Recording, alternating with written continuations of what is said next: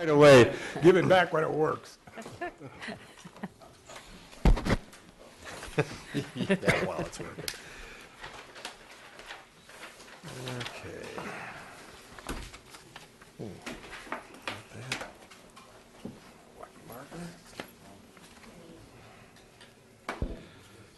All right, the dust is settling. With that, I will welcome everyone to the Grosse Ile Township Board of Trustees regularly scheduled business meeting, October 28, 2013. I'll call the meeting to order at 7:43 in the evening. Let's begin with the Pledge of Allegiance, please. I pledge allegiance to the flag of the United States of America and to the republic for which it stands, one nation, under God, indivisible, with liberty and justice for all. Okay, once again, thanks for joining us tonight. Those of you here, those of you watching at home, we have the full board is present tonight, so we certainly have a quorum for the business at hand. And we'll begin with additions, deletions to the agenda. And I am going to open that with a request that we add scheduling a special meeting of the Township Board to the agenda. Second. Okay, motion by Supervisor, seconded by Trustee Budney. Any discussion on that among the board? Okay, with none offered, those in favor of adding action item 7, the schedule of a special meeting of the Grosse Ile Township Board of Trustees, please just signify by saying aye. Aye. Opposed? None offered. That will be added to the agenda. Mr. Posiask? Mr. Supervisor, mute or not mute, it works the same. Like usual. It is my request to remove action item number 6, which is the authorization of the Island Roadrunners donation of drinking fountain along the bicycle path. Second.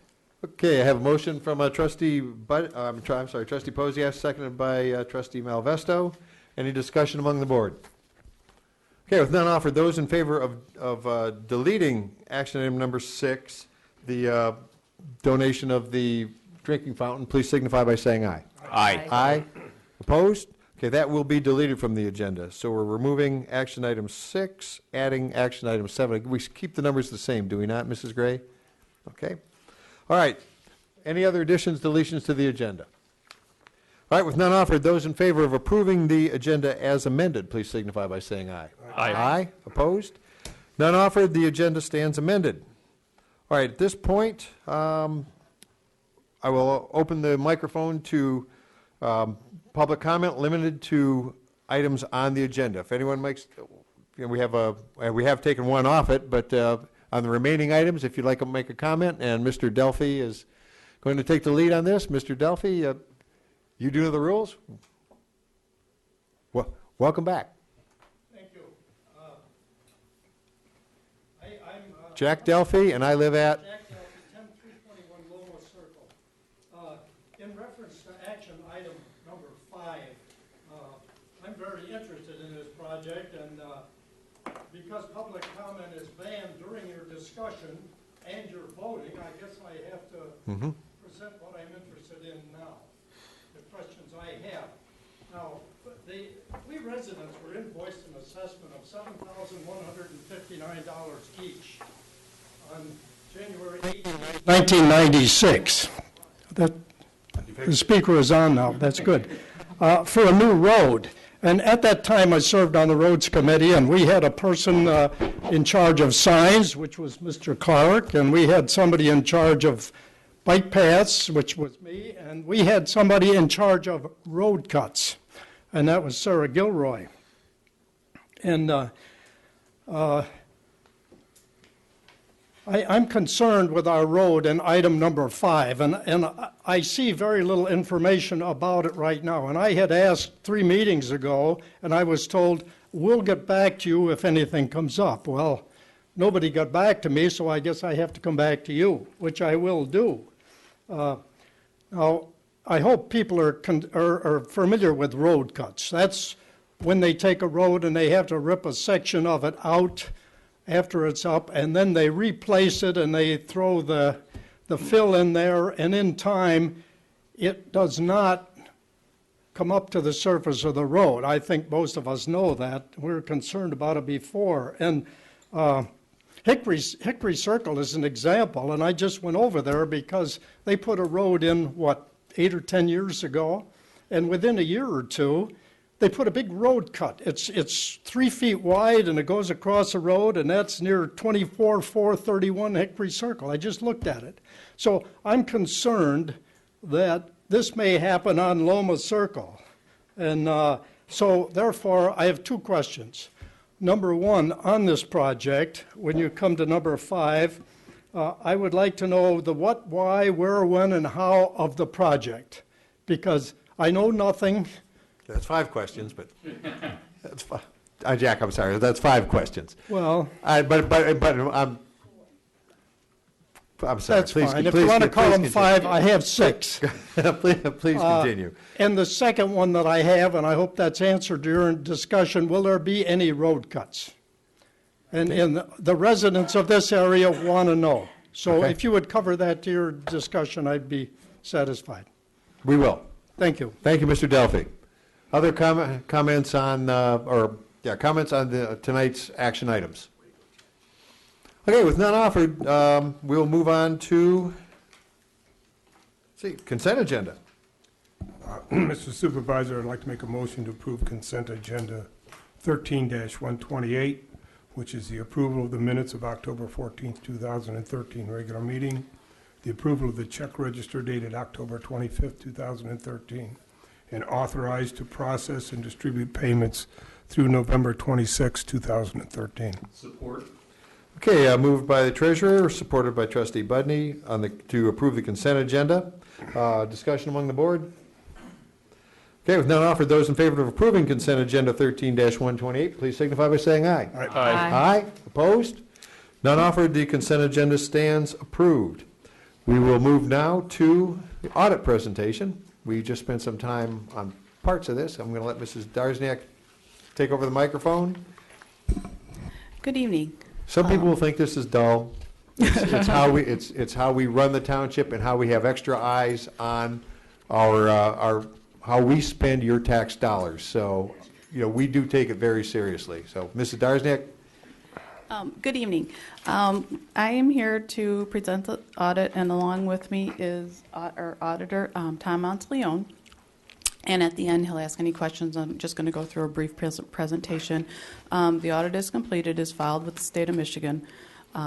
This is what we do every year, and it is online and available to residents. I have a few in the back, and if anyone ever needs one, they can come in and see me. But this is by no means the audit. This is just a brief summary of the audit. The audit is very complex, and it entails about 68 pages of very intense, detailed information regarding all aspects of the township.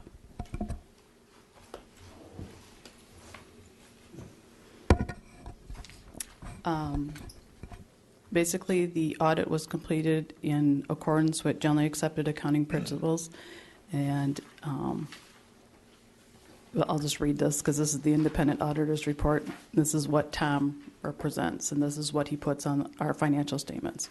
In our opinion, the financial statements present fairly in all material respects the financial position of the governmental entities, the business type entities, the aggregate discretely presented component, each major fund, and the aggregate remaining fund information of the Township of Groseal, Michigan as of March 31st, 2013, and the respective changes in the financial position of cash flows were applicable therefore for the year then and in conformity with accounting principles generally accepted in the United States of America. What this represents is a clean opinion that everything in the audit was followed accordingly.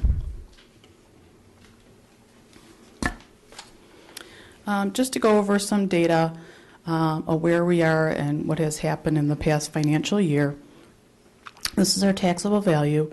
So in 2009, our taxable value had continued to increase. In 2009, our taxable value was about $680 million. Over the last several years, and this is our big from 9, 10, 11, and 12, we saw a steady decline due to the taxable value falling, the economic downturn in the economy as a whole, which caused the values to go down. In 2012, it was at $552 million, And in 13, the year of audit, it increased slightly. So we do see an economic turnaround. Our taxable value did start to go up. But we'll concentrate on this from the 2009 to 2012, our taxable value fell 18%. This was huge. And that doesn't come up because of Headley. It cannot raise more than the cost of inflation or 5%. So it would steadily decline at 18% over the 3-year period, but it would not come back as quickly.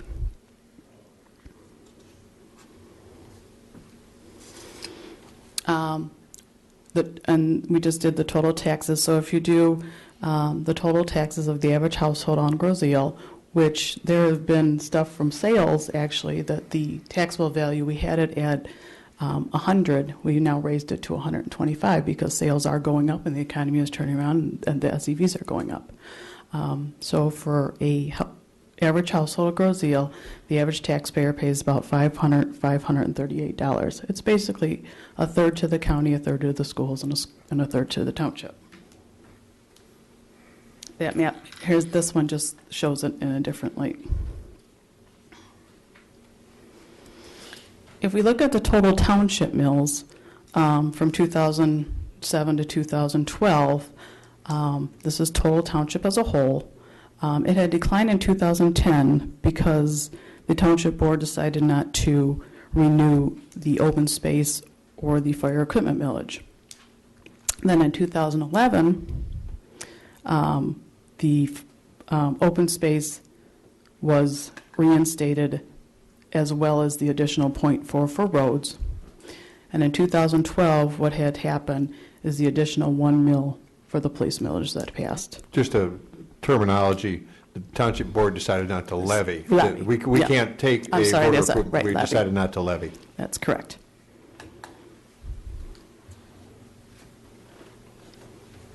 And again, this just shows what portion is operating and what portion is debt. What happens with the debt millage is that because taxable value fell, we had to raise the amount of millages being assessed on the taxable value to pay for those debt requirements. So it was due to a large decline in the taxable value and not just us raising the debt millages. This is just a sheet that shows you how much taxes were collected over the years. And you can see in 2012 it raised accordingly to the levy. Now we're going to look at the total government as a whole. Revenue for the total government was $18 million, of which $8 million was for taxes, and about $6 million was for charges for services, which include your DPW, your airport, your was the majority of that, and then the other ones are smaller in proportion. Here's the total expenditures, almost $19 million. $2 million, which was of the general government, including the police. The enterprise funds, which is the airport and the Department of Public Services, is $8.6 million. Police is $3 million. Fire is just a little under $1 million.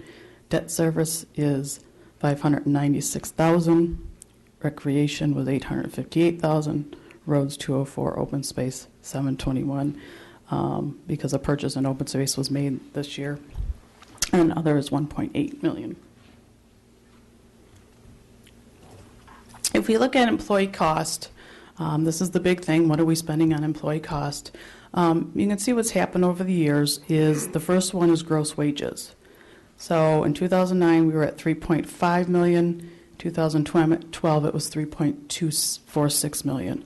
In 2001 we had 65 full-time people on benefits.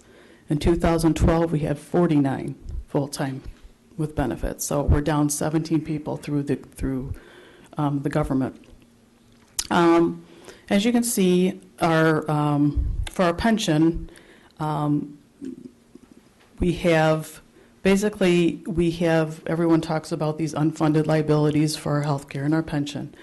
If we look at our unfunded pension liability, it's about $8.9 million. And we got to remember that these didn't happen overnight, and they're not going to go away overnight.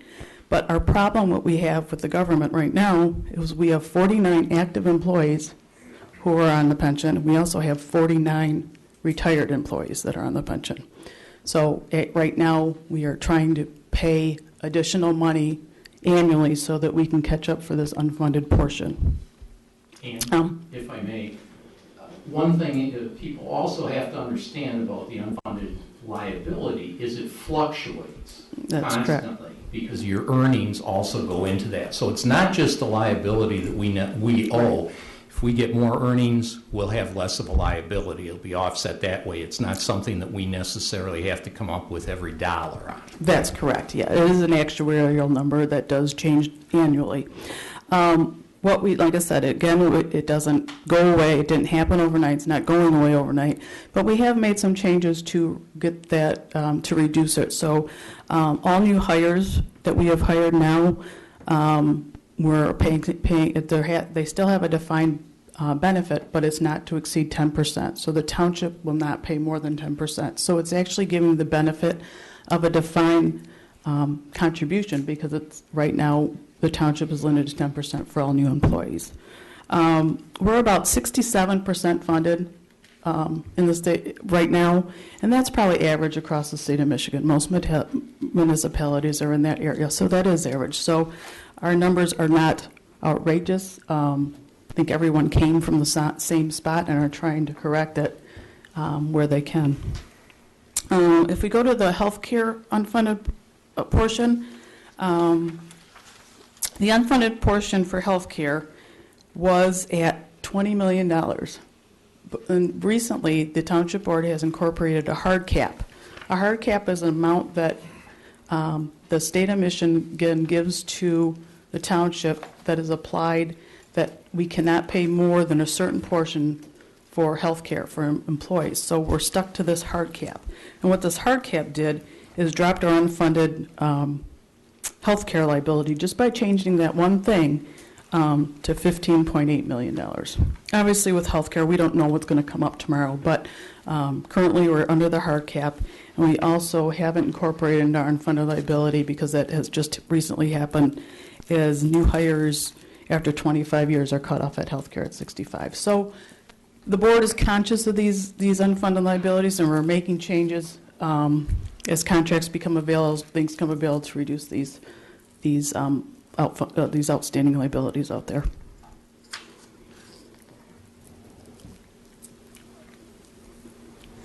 I'm getting fancy on you now.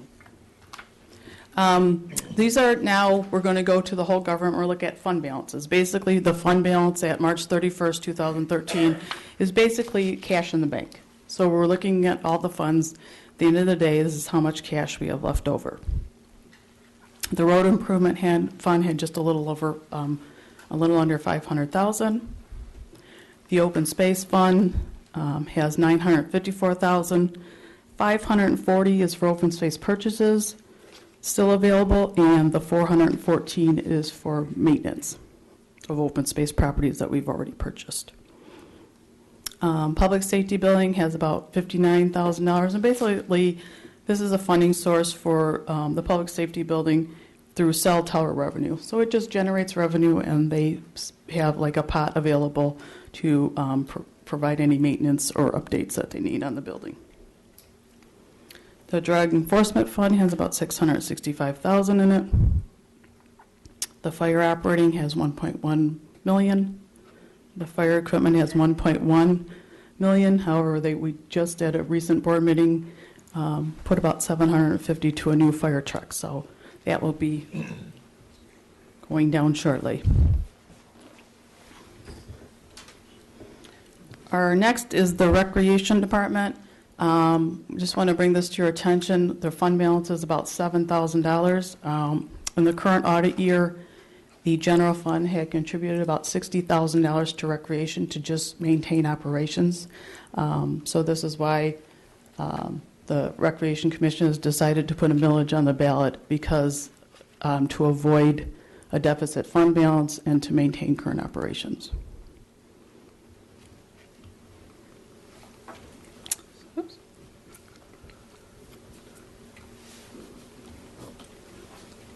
Okay, I'm sorry. The farm is just maintenance from a cell tower again that we have set aside to provide maintenance at the farm. There's about $35,000 in there. The library has about $65,000. Block grant is just interest that has about $600. Bike path has about $630,000, of which $371 is maintenance, and the rest has already been basically spent due to the horse mill bicycle path. And the stormwater drainage has $1.1 million in it. Next, just a brief summary of the enterprise funds or the enterprise type. So this is all based on user fees. So you can see the sale of water went up a little bit. The sewer charges went up a little bit. That's just due to usage. The refuse charges went up 45%. And what had happened here, if we remember correctly, is we did not increase the water rates or sewer rates in 2012. So those are just based on usage. However, we instead, for that particular year, we readjusted the refuse rates to cover the refuse contract. We haven't raised refuse rates in years, even before my time that I can remember that we did that. So what we had to do is raise the rates to make it equal the expenses of the provider. Next is the airport revenues. Basically, they went up a little bit due to tenants. So that was good from 2012 to 2013. And then the fuel sales was based on fuel. Those prices went up, as we all know, as they did in our car as well. Here again, golf revenues were down. Marina stayed the same, and the pool revenue went down. Basically, golf is due to the economic downturn of the economy as well as weather conditions. So that was the claim there.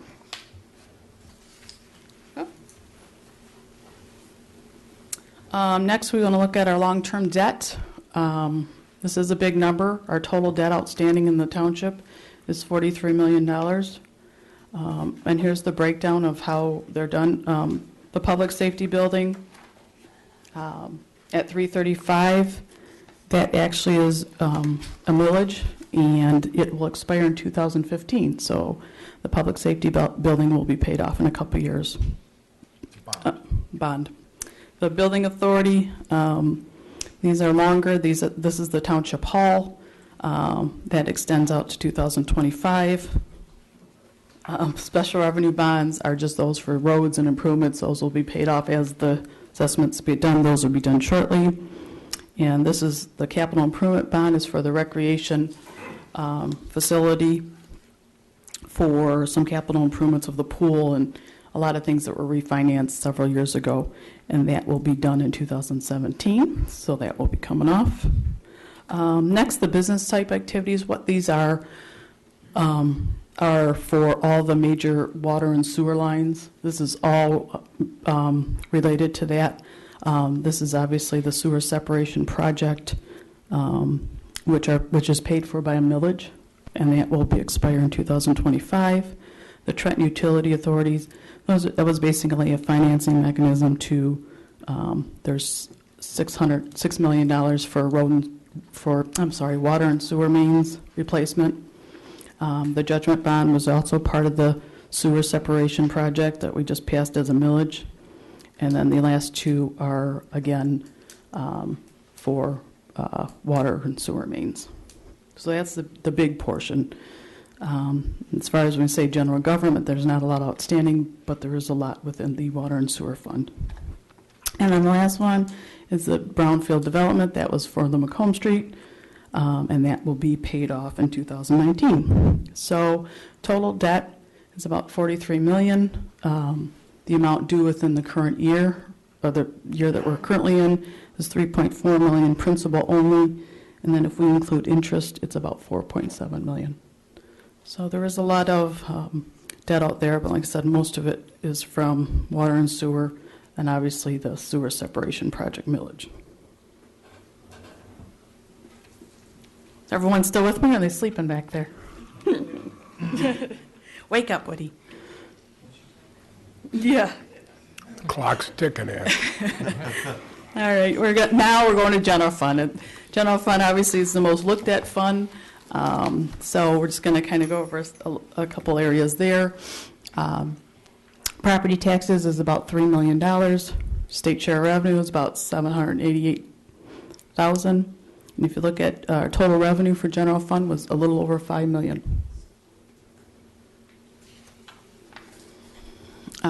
Again, general fund revenue over the years, you can see how, again, the tax revenue was at a steady decline till 2009. Like I said, this is just general fund, and then you can see how how it went down. And then obviously in 2013, when we had the additional police millage, it went back up. And basically what that millage did, what that millage did is actually put us back to the 2009 level. So it made up for that 18% decline. And we're back to the 2009. And again, that wouldn't have come back that quick. It would have took about 10 years to get that back to that level had that millage not passed.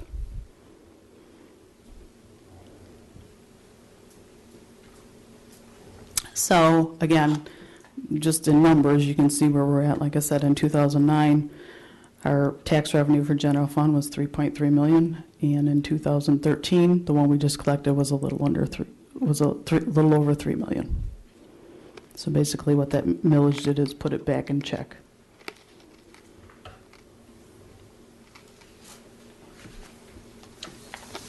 If we look at state shared revenue, the good days in 2007 was 886, and this is the only money that we get from the state of Michigan to operate our general fund. So if you look over the years, it's actually starting to increase. And how we maintain this level, there's many strings attached.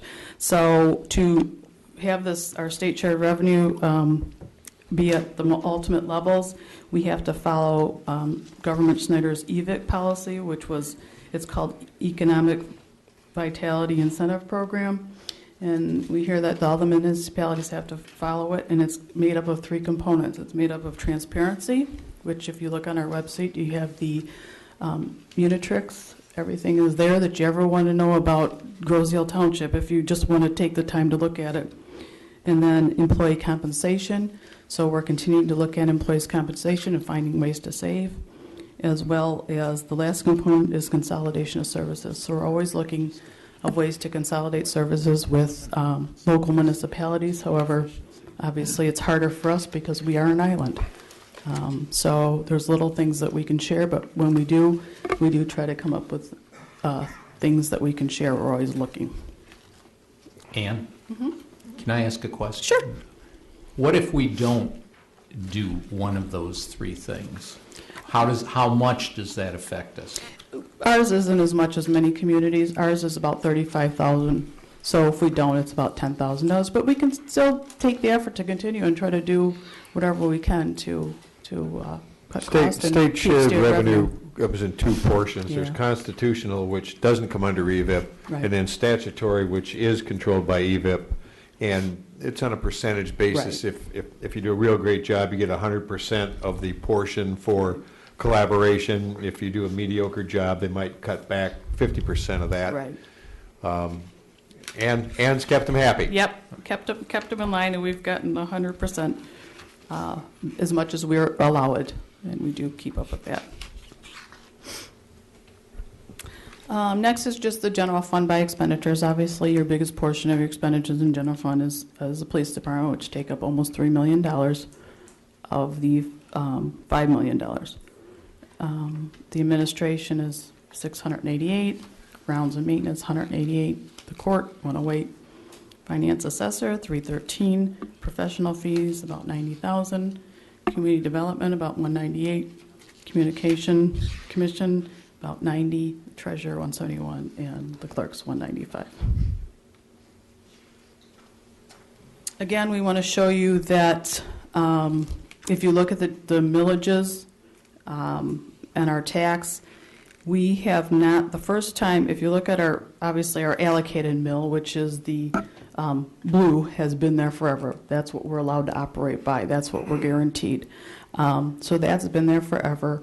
Our general fund extra voted mill, I didn't go back to see when it was, but that's pretty much been there from the start of government. As we're almost into 100 years, so I didn't want to go back to find out when that first millage was levied. But as far as the police millage, the first one, right now, you can see that the police millage is about 2.75. So the first time that the residents of Grosedale ever voted a police millage was a 1 mil in 1978. So taxes basically remain the same till the second time they raised it in 1998. So it took 20 years before the township raised another mill to 0.75. And then obviously 14 years later, we're at a need to raise it at 0.1. So that's where the 0.275 comes.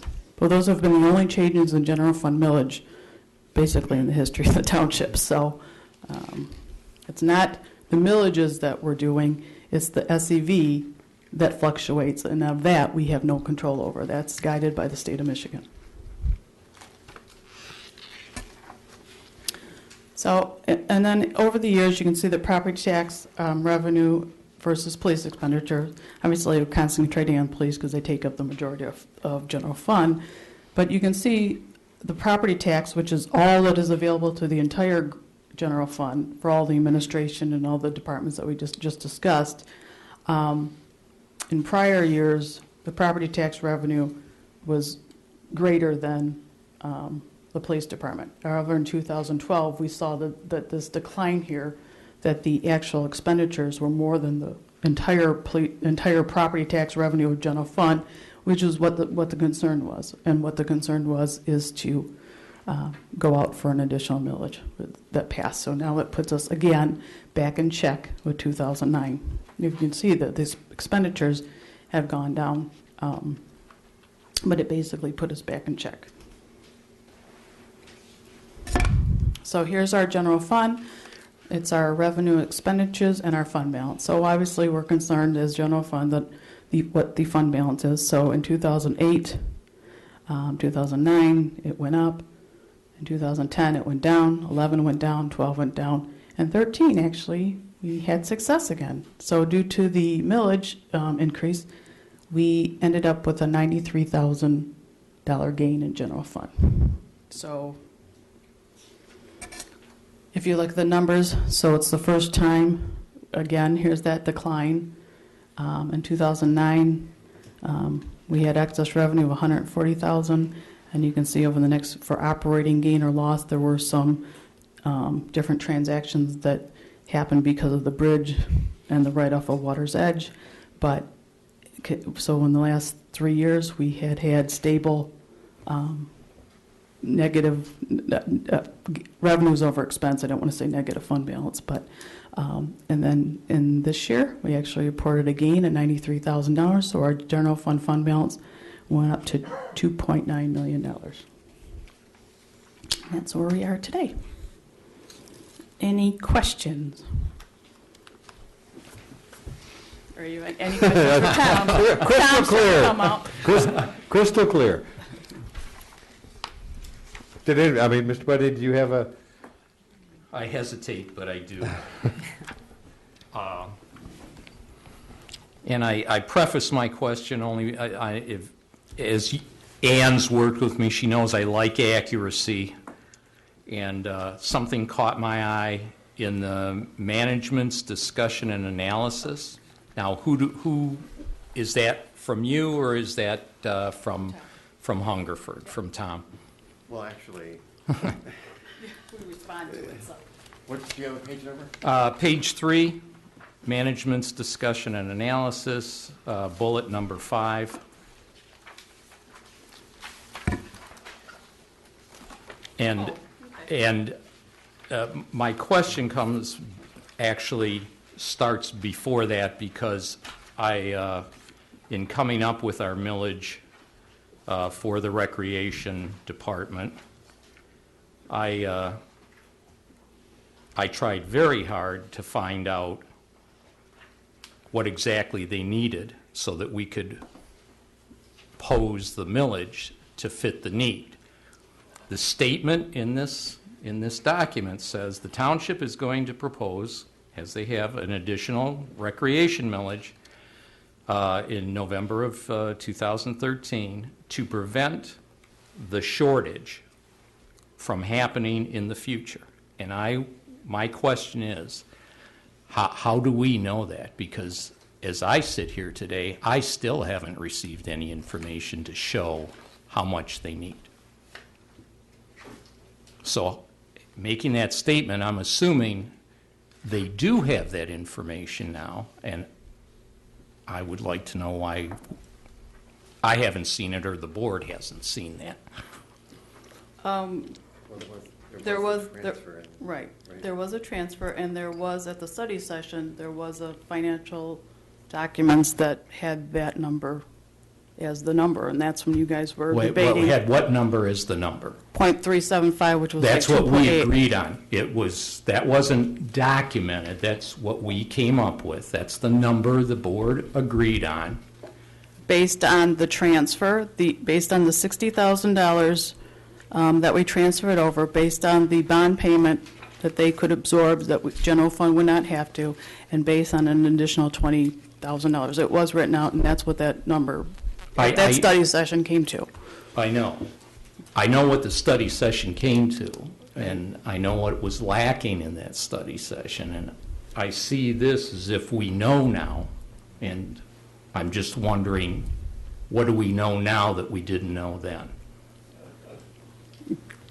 I mean, that's what the board decided. Now, No, there's no problem with what the board decided. The 375 and the wording that is on is going to be for the millage. That's not a problem.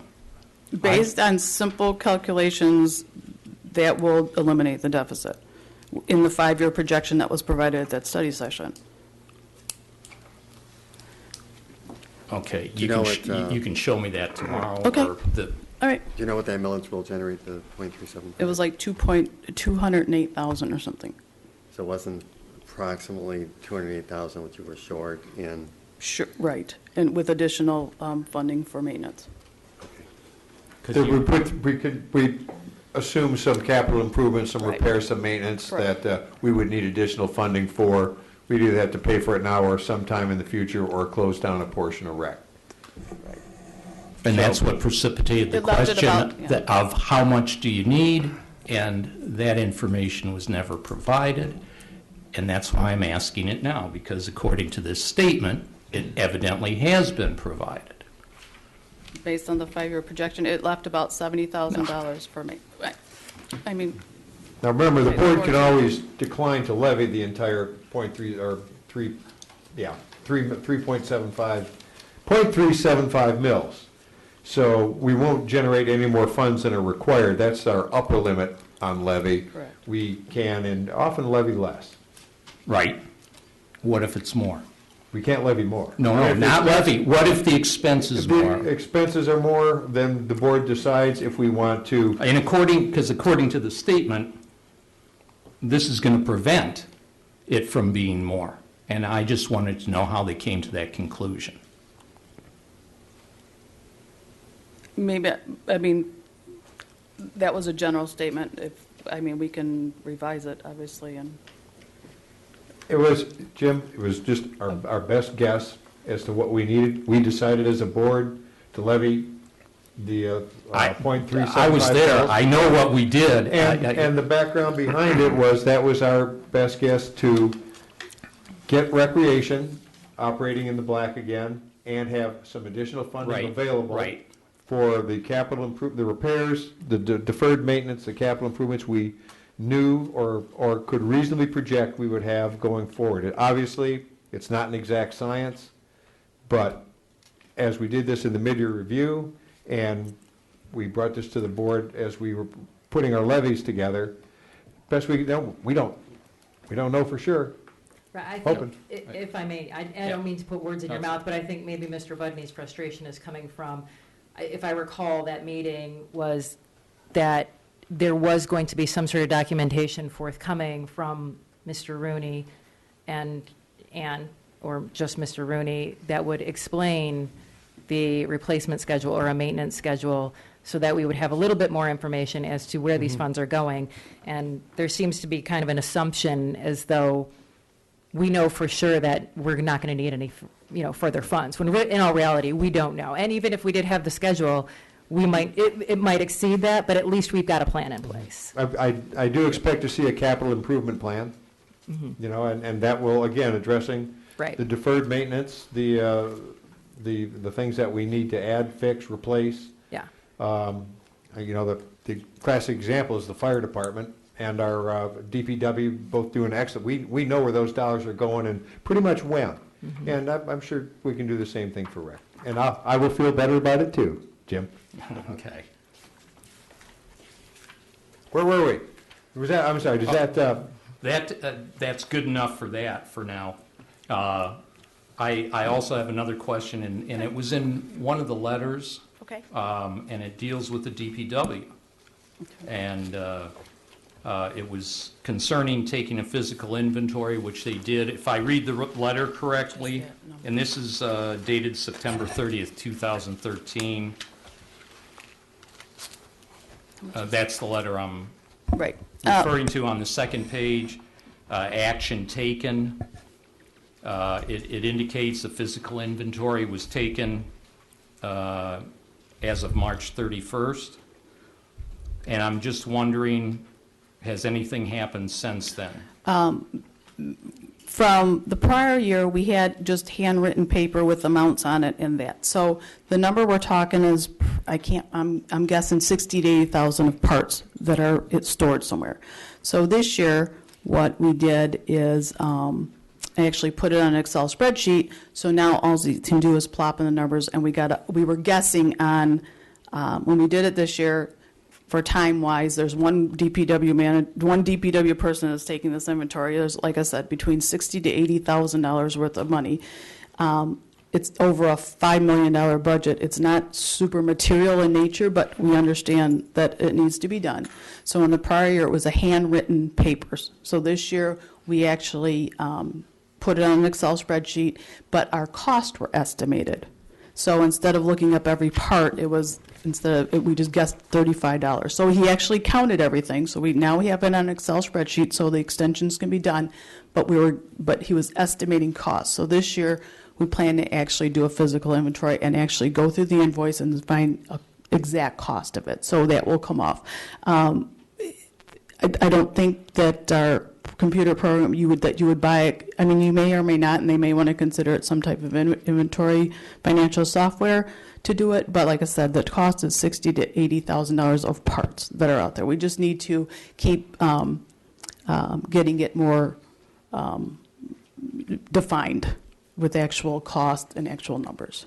So you Well, can't okay. put it in the inventory, or it says right here that the module is included in the Yeah. accounting I software we already don't, have. we'll check, but I don't know if it is. Okay. I don't think Well, if it's okay, available. yeah, They do Matt- have different modules in the DPW. If it is, we can get it in there, because now at least it's on an Well, Excel yeah, 'cause the spreadsheet. statement is that the township maintains its DPW inventory using the inventory module that is included in its Oh. accounting software. What would they recommend? So we need to, they recommend that it is. But we're not using that. That's correct. It's all Okay. hand printed All right now. Okay. and what's it going to cost us in terms of time or dollars to do an inventory? I mean, we don't have a whole lot of stock we're looking at, and we don't have a whole lot of people. That's where What's the estimate? cost benefit for, What's the cost, is there a cost benefit? I know accountants love Right. to see this stuff, but we got to pay for it. right. And that's what I said. We're getting it more defined, and maybe we can, if, I don't know for sure if the module exists. It may not, it may cost, and we'll come back to the board, obviously. Okay. If we can correct it just by doing a more precise spreadsheet, we'll correct it that way. I don't want to spend No, I don't $1,000 either. to keep a close tabs on $16. Right, and that's exactly right. So we'll get more to define it. But like I said, there's one staff person who's doing it, but we'll try to define it better. So the staff, One of the maintenance, okay. non-county. Well, And just, Tom, I just want to throw this out, and just as a thought, if we had this computerized, had our inventory computerized, as we use that inventory and we put it in, we'd know automatically where our inventory is at, rather than, I think what you're talking about is like annually sending somebody out and now having to go through everything. That's correct. Couldn't we, if we had it through a module, that we don't know if we have the module, is that it? The point wasn't whether or not you have the module. The point is that you're not using anything at the moment. Oh, okay, all right, all You're right. Year-end physical. Okay.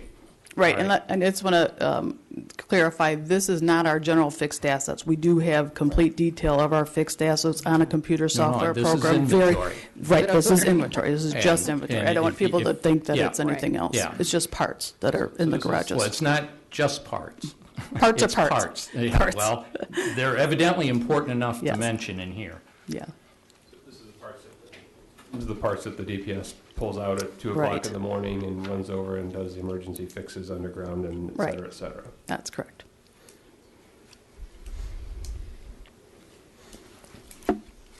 Well, I hope that module works better than a couple other computer activities we've seen in the last few days, or a few hours. What else? Any other, we're at the Q&A period and we're wrapping that up? Can I say one or two things? Certainly. Thank you. Did we introduce Tom? Tom Monteleone is our township auditor from Hungerford and Company. He has been our auditor for many years now, and I've been very happy. Great job, Tom, and good to see you again. Well, thank you very much, and thank you for having me here tonight. I have one of my colleagues here tonight also, Mike Georges, who is the review partner for Girls Hill Township. There were 2 staff CPAs here who did a bulk of the work, who are not here. I get to come to the meeting. They get to work very hard. I should mention that. Just a couple things. I met with the whole board at a study session and to go over some questions. I want to tell everyone that the entire report, including all the financial statements, all the auditor's comments, and all the reports, are available online. And the website is right there, michigan.gov/treasury. And it's a pretty easy site to follow. You just click on the local unit audit report. You click on the year 2013, Gross Hills in Wayne County, which is easy to find. Wayne County is way at the end under W. And Gross Hill Township. Click on it. You get all the reports, all the financial statements, all 60 pages of the financial statements. And, you know, I think there's a question. 60 pages, is that necessary? Yes. Generally accepted accounting principles require all those statements, both the fund statements, and Ms. Darsnick did a very good job of summarizing them in those 24 slides. But it's just highlights, just financial highlights from the financial statements. And the government-wide statements, which are very useful, getting an overview of the whole operations and net position of the township at March 31st, 2013. All those reports, all those financial statements are there. And I would urge anybody who is as interested in this as we are to look at the audit reports that are available, publicly available, quite easily. If we have more questions, I mean, Yes. and I'm talking about specifically me, because we just got this Friday, and obviously it is a complex document to go through and you know, really Absolutely. understand and formulate your questions. Who should we be putting our questions to? Okay. You, Tom, or? All right. If it's either one, but if it's a financial question of what is this number, I think you should ask Ms. Darsnick first. But by all means, you're always welcome to contact the auditors. There has to be a communication. Actually, generally accepted auditing standards require communication between the auditors and those in charge of governance, which is you people. And I make, you know, a concerted effort to talk to certain people, interview certain people. It's just required for fraud inquiries and controls. The letters, one of the letters that is included in what we're showing on the website is required communications between the auditors and the board. So please talk to Ms. Darsnick, and you can always call our office, call me directly. Thank you. And Ann, I will talk to you. And one last thing, you're required by law to file these reports by September 30th, 6 months after the fiscal year end, and you met the legal deadline, okay? And I know, we're almost a month after that, but it's the management decision, which I agree with, that the reports be filed on time, okay? So that's what was done. Anything else from the board? A couple things. I know that it has to be filed by September 30th, but I'm wondering if maybe next year, before we have a big public display, that maybe we get it a couple more days in advance so we have a really good chance to look at it and talk to you ahead of time. Also, I think it might be a good idea to put a direct link under the treasurer's page to this, so that it can just, people who are interested. And then, maybe utilizing this as a springboard for our budget discussions for the following year as we start thinking about the next budget season, because I know after the last one, we kind of had some questions and whether or not we're going to have a balanced budget, and Okay. give us some I mean, food for thought. we hold the mid-year review to kind of check how we've done the first half. And this time everything's been pretty much where we want it to be, a few skewed, but with some help from Mr. Budney and Treasurer Van Oss, I think I'm happy with the track that the budget's on now. I mean, we might get a surprise here and there, but we all seem to be doing our jobs. Anyway, further questions for Mr. Monteleone or Mrs. Darsniak? It's dull stuff, but it's what we have to do. Folks, it's your tax dollars, and we really are watching them closely. I just have a comment. Tom, great job. Your staff was very professional. Thank you. Not easy to work with because of the questions they asked, but we have to come up with answers to those questions, which is good, which is a good thing. And you've done a great job in your presentation. I want to thank you for that. I just want to make one comment. One of our big issues in this budget, in every budget for the last several years, has been the Recreation Department and the ability to fund or not fund. And there's a number of extenuating circumstances that we've dealt with. The transfer of Water's Edge, and we can go on and on and on and on. I think at the time we had our discussion on the millage, there were some of us that felt that the .375 wasn't enough. The general consensus came in at 0.375. I think to answer one of the questions out there probably left by Mr. Budney is, well, what do we do if we don't meet the budget? Well, we got a problem. And the only way we can resolve problems with budget shortfalls, these are funded out of general fund, which we have in the past, or reduce services, period. So the additional revenue is going to assist. The big assistance will probably come to the general fund portion of it. Moving forward from there, if we still find ourselves in a shortfall or a condition that is unacceptable to this board as a whole, then we start looking at the block. I mean, I don't know of any other options. But I would much rather go in marginally funded because it's my money. And if you say you need $15 and I give you $15 and you got $5 left over, well, I want that $5 back. So I'm assuming that with the help of Tim Rooney, who's probably one of the hardest working people in this township, yourself and this board in general, we will find a way to make it work. And if the millage doesn't pass, we will have some very tough decisions to deal with as to what we will do without next year, or do we continue to fund it through general fund? That is a board decision. Every individual on this board probably has a different viewpoint of it. But again, Tom, thank you very much. You've done a great job. It's a pleasure working with you, and you did a good job. Thank you. I have one kind of humorous thing that I did, and I looked at about 15 years ago, I made a 25-year projection. I was, as of 18 years into it, I'm right on. But you know what? My assumptions were so far off, it wasn't funny. So that just tells you if I had the crystal ball, I get it right, but the assumptions might not be right, but I was right on. I was almost dead nuts, so works pretty good. Oh, sorry. Thanks. Thank you, Ann. We got it. Tom, thanks. Okay. Okay. All right, well, as we said, that concludes our audit presentation. It is available online if you want to pick it apart deeper or have further questions. We'll answer to them. Again, we're trying to spend your money prudently. With that, I'll move on to action items and begin. Can I just a second? And is there a link to this audit on our website? There is, but we'll look at it. There already is. That's in answer to your question, Lauren? Yep. There is a link on our website. Yeah, if you want to go through it again.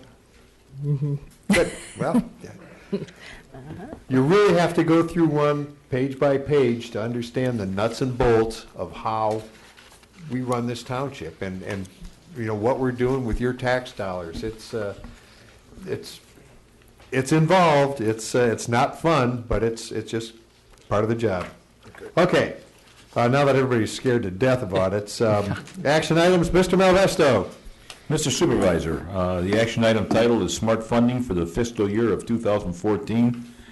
The motion is to approval to accept the municipal credit funds from SMART in the amount of $10,184 to operate year 2013 to 2014, the Community Transportation Program. Second.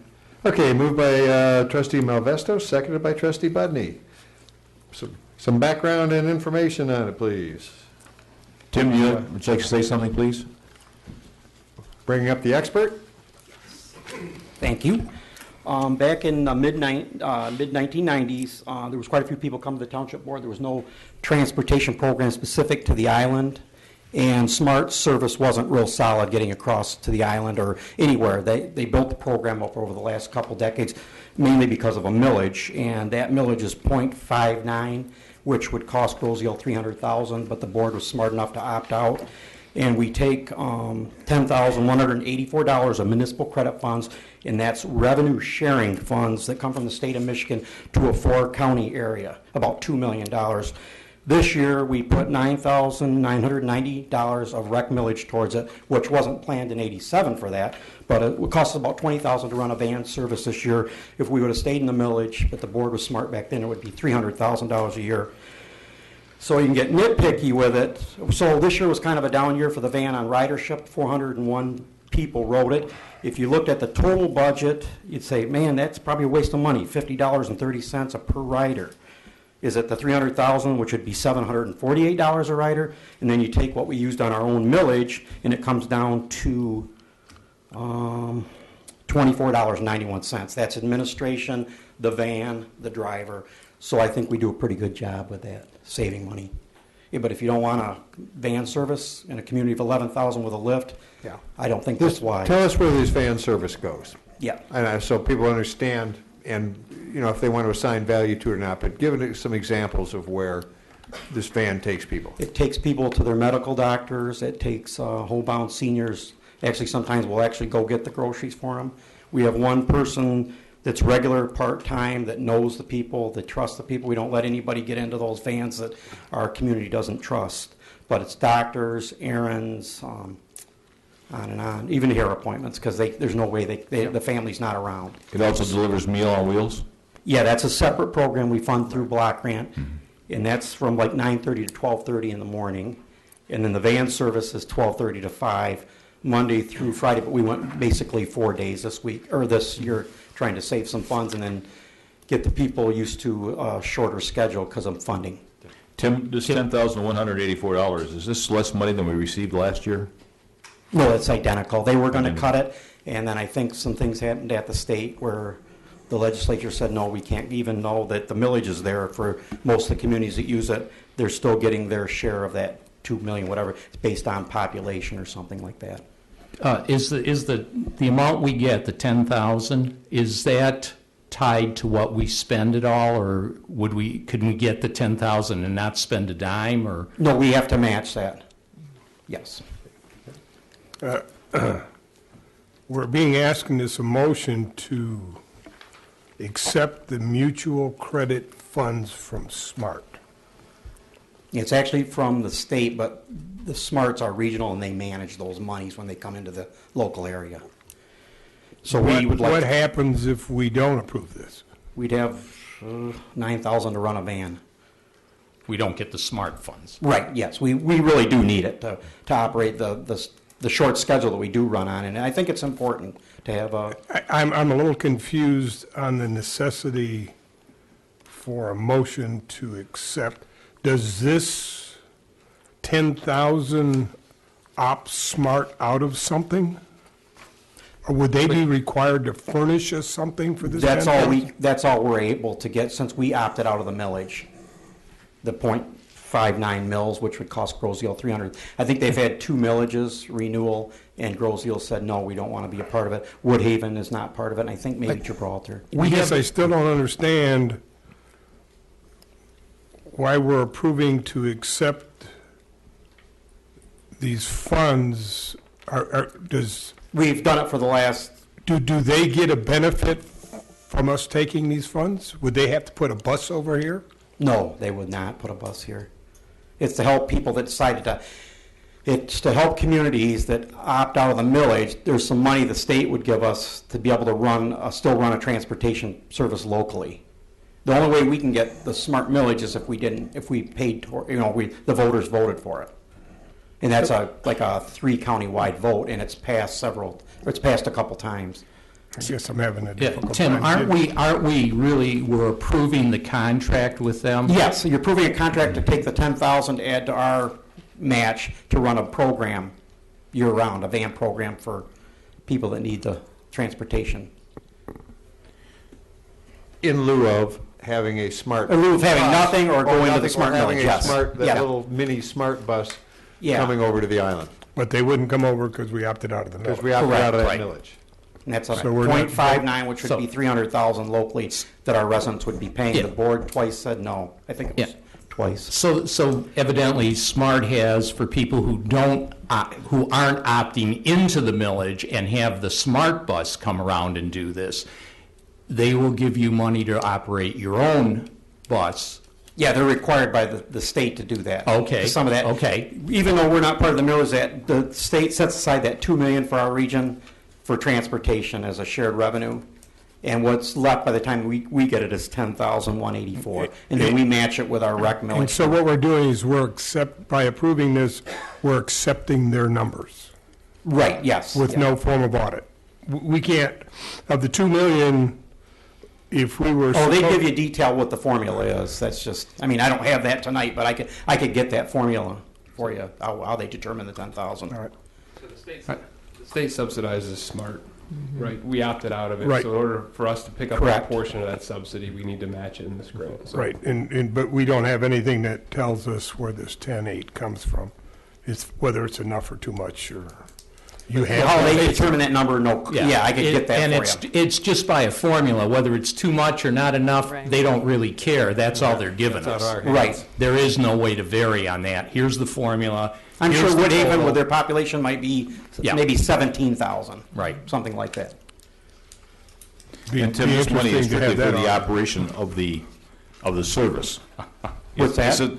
This $10,000 is strictly for the operation, the service itself. For the van, It yes. is not to be used for equipment. or- anything else. Or No, anything just else. the It's strictly the operation. operation Yes. portion of it. I have 2 quick questions for you, Tim.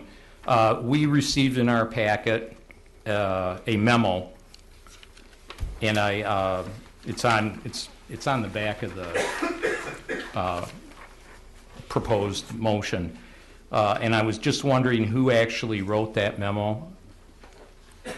The one from Smart? No, actually, it's from you to the township board. Yeah, I run pretty Did much you a standard actually- memo each year. Did you actually write that, or did somebody else write it? I'm just wondering who wrote it. No, I wrote it, but Okay. I do tweak All right. it with the numbers each year. I don't No, try to create a that's- novel no, each time, that's- but You've it's answered my a little question. bit of regurgitation. You've answered my question.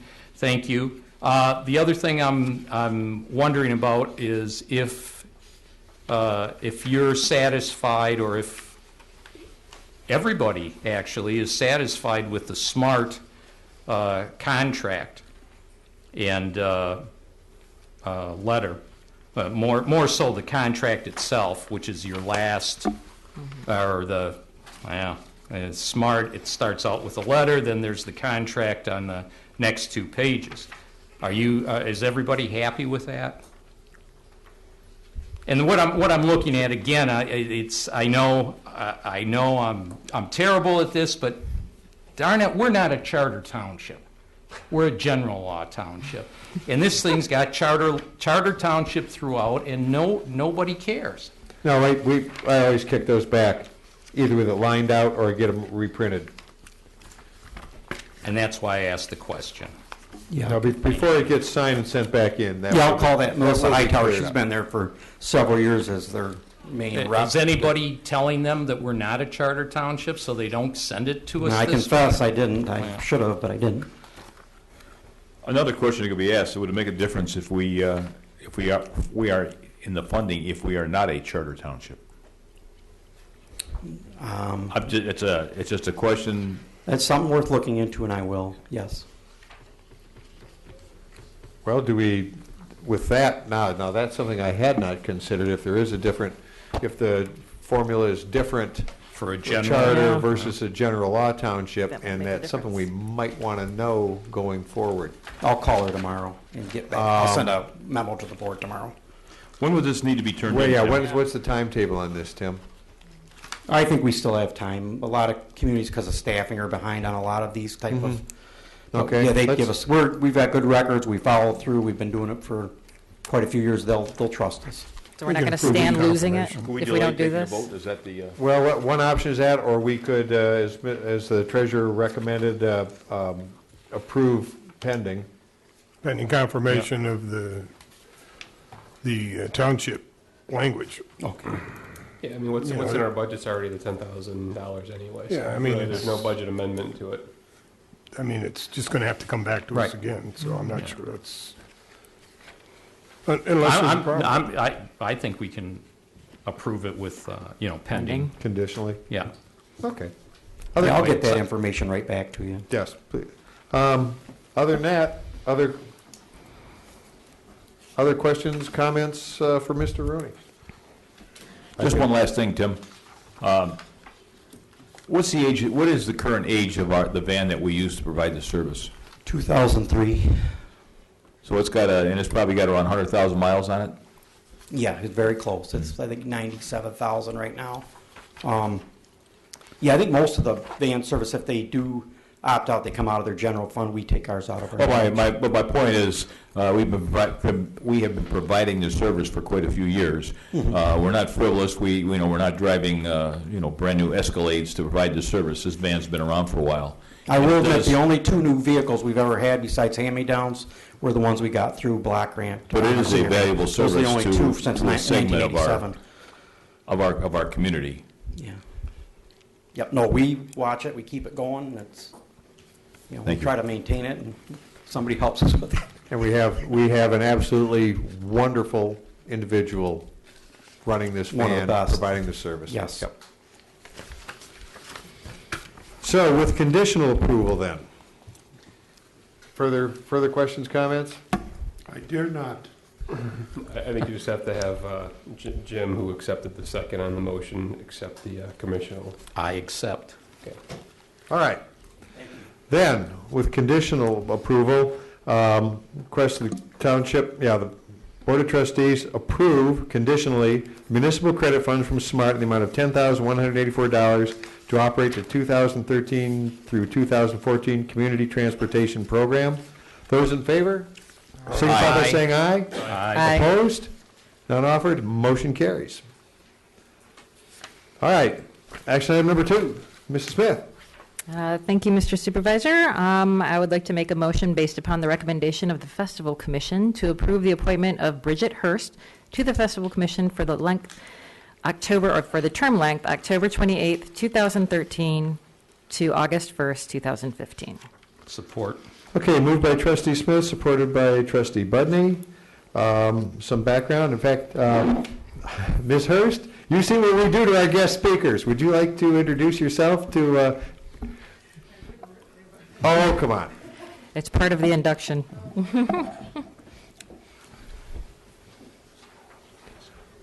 My name is Bridget Hurst, and I've pretty much grown up here on Groseal. So, what would you like to know? I could ask Mrs. Smith, it's her, she's the liaison, what would be the first question you'd ask? Well, I mean, what I would say is, as far as background before grilling her. Why are you is- forwarding her is, recommendation? well, you know, she showed up at the last commission meeting. Her application was submitted to the commission. We all had ample time to review the application as well as talk with the chairman, and she gave us her background. She told us about her interest level. She was willing and able to show up at our meetings. So we need somebody who's not only a warm body, but somebody who's proactive, somebody who can give commentary and be part of the discussion, as well as be active. You know, the fact that she said that she could be available all the days during the commission, or not the commission, but the festival, is really important. I think in the past, you know, we've had some volunteers who have, you know, shown up intermittently, but we really need full, you know, all hands on deck for this particular event because it is very strenuous. And I know Mr. Rooney takes on a big brunt of the work himself, and our commission is basically there to be a support mechanism and to all be there with our hands and supporting. So she was definitely one who decided to put herself in the arena, so we're going to count on that. Absolutely. Well, normally we don't have the luxury, we approve a lot of these in absentia, so first of all, thanks for coming tonight. No Mr. problem. Van Oss, did you Good have? choice. Good choice. I know. Thank you. All right, other questions, comments for, No, no. yeah, we'll just move it along.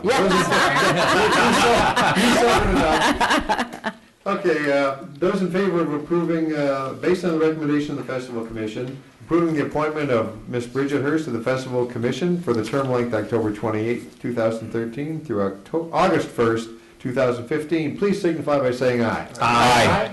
Opposed? None offered? Ms. Hurst, thank you. Welcome aboard. All right, action item number 3, Mr. Budney. Yes, Mr. Supervisor, thank you. A motion to award a bid to RVP Construction, who was the lowest bidder in the amount of $185,677 for the Park Lane Water Main Extension from Horse Mill Road to north of Wood Drive. For the water main removal and replacement on Lakewood and Balmoral, and for the water main removal and replacement on Martin Lane, based on the recommendation of the DPS Commission and the Charles E. Raines Company. Support. Okay, moved by trustee Budney, supported by clerk Ranka. I want to turn it over to Mr. Sedlock. Yes, Mr. Sedlock. Good evening. If you'll recall, back in April, the DPS Commission moved this to the Township Board for approval to go out for design and bid. So from April till now, we put the plans and specifications together. We've got the necessary permits from all of the entities out there, and we bid it. And in front of you, you're correct. This RVP Construction's the low bidder. There is 3 parts to this project: Martin Lane, Lakewood, and Park Lane. So it's 3 separate items. And basically, that's it. The Martin Lane project needs to be done because part of the water main is under the cul-de-sac, and it's been a problem for us for a long time. We want to get that water main replaced under there before we replace the cul-de-sac. So, and I think that's part of this. We're going to replace the water main, and then weather permitting, and we get this done soon, we'll be placing the cul-de-sac as well. So that's basically it. That was my next question. What's your time, if you're going to have Martin Lane first, because we've had numerous complaints from the residents that deteriorating or non-existent pavement, what's your time, what do you anticipate a timetable on these? If it's awarded tonight, I wouldn't be surprised that probably within about 2 weeks, they could probably start construction. Okay. So, and like I say, I did make sure that Martin Lane was first, because of the concrete work involved. Other questions, comments for Mr. Sedlock? Barry? I noticed there were 4 bidders. 2 of those, at least I'm familiar with the names of them. RVP Construction, have they worked for us before? And No. Tom, they haven't, but they did have, Rains did have references for other communities around us, Trenton, Riverview, et cetera, who have used them, and they were highly recommended. Yeah, they did their due diligence and checked with some of the municipalities around here. I'm not sure how much experience they have because I personally don't have any experience with them at all. I'm hoping that they do have municipal water main experience to do this job. There's a couple parts of this job, there's some technical work involved. when were the other 2 parts of this? The other 2 parts was Lakewood and, But when will they, be scheduled? well, the first one will be scheduled probably Martin Lane, and that'll Right, probably, yes. if the paperwork gets taken care of within the next couple of weeks, they could probably start within about 3 weeks. Right, I understand that, but you said this was a 3-part project. Yes. So the second and third part, those are other bids? No, it's all one bid. So this is all part of the project? Yes. Okay, All three, I'm all sorry. 3 projects, small projects are one project. okay, I understand. Thanks for the clarification. The, Barry, Yes. the bid between the second low bidder and this one is, the total difference is under $3,000. That's razor thin. Are we obligated to take low bid? No, you're not. And Wally, we did, that was discussed at length at the DPS Commission, and the commission went along with the Rains recommendation. They thought that we should take the lowest bid in this case. Range doesn't have any choice. And we did, and we discussed it, and we still came up with the same answer. Other questions? I was just going to say, it also gives us a chance to look at somebody else, Yep. so that we're not necessarily a one-horse town. Myself personally, I just, and only time will tell as the project unfolds. Only time will tell if they're the contractor that we needed to do the work. So by the time this project's over with, they may work here again and they may not. They may be a one-race horse. Yes, yeah. That's a possibility. I really do hope they have the experience in the background to do what needs to be done to these projects, because there's a lot of, there's going to be residents out of water for a certain period of time while we make the transition from the old main to the new main. This is going to take some time, and obviously, we don't want to keep the residents out of water more than probably one day and have it back on by that evening. So I'm hoping everything works out okay. And the projects came about for various reasons. Martin Lane, we were having problems with that water main. Martin Lane had a lot of small leaks in it. All of the 3 or 4 of the water services that are connected to the main are under the cul-de-sac, and we had problems with main breaks in those areas. In fact, we probably fixed 3 or 4 main breaks under the pavement of the cul-de-sac. And we had problems with that entire piece of water main. So we decided that this needs to be a priority, so that was how it came up. Yeah, and the horse mill, wood to horse mill or horse mill to wood, was to complete a loop or just get rid of a dead end. Right, the line coming up Park Lane at dead end at Wood, this running it from Wood to Horse Mill, it just completes a loop in the system and it eliminates one dead end. So dead ends are something that you want to avoid as much as you can. If you have a loop in the system, it makes better water flow, people get better quality water, there's better fire protection, everything along those lines. And Lakewood and Balmoral, I believe, was the same. Lakewood and Balmoral was a little bit different. Right now, if we had a water main break over in Jewel Colony, we'd have to shut all of Jewel Colony down because we've got a couple of valves over there that do not work. So what we did was we put that project together so we could add or replace 2 or 3 old valves that are not working, along with a road crossing that we've been having a lot of trouble with. So that's how that project came about. Thanks, Barry. So with all water main work, we typically have the engineer supervise and approve the project as it goes along. So That's just correct. to take some of the apprehension out of the township board here, that Charles Rains company still manages the project as it goes along. So it's not like this company's going to come in there overnight, dig up a hole, do some shoddy work, and then put Be the gone. payment Yeah. back Right. down, right? So there are some assurances in the way we do this. They're there on a daily basis, our engineer. Some representative from the Charles Rain Company is there daily. Right. Yeah, I'm not so worried about our comfort level as the residents who, are going to lose their water for a short period of time. So, That's just something that has to be done if they want the problems fixed. Exactly. I mean, there's no way around. no, I understand it, Jim, and it's just that I know where number 2 and number 3, I know where they live. I can get to them. The first one, I don't know that, so just the questions being asked.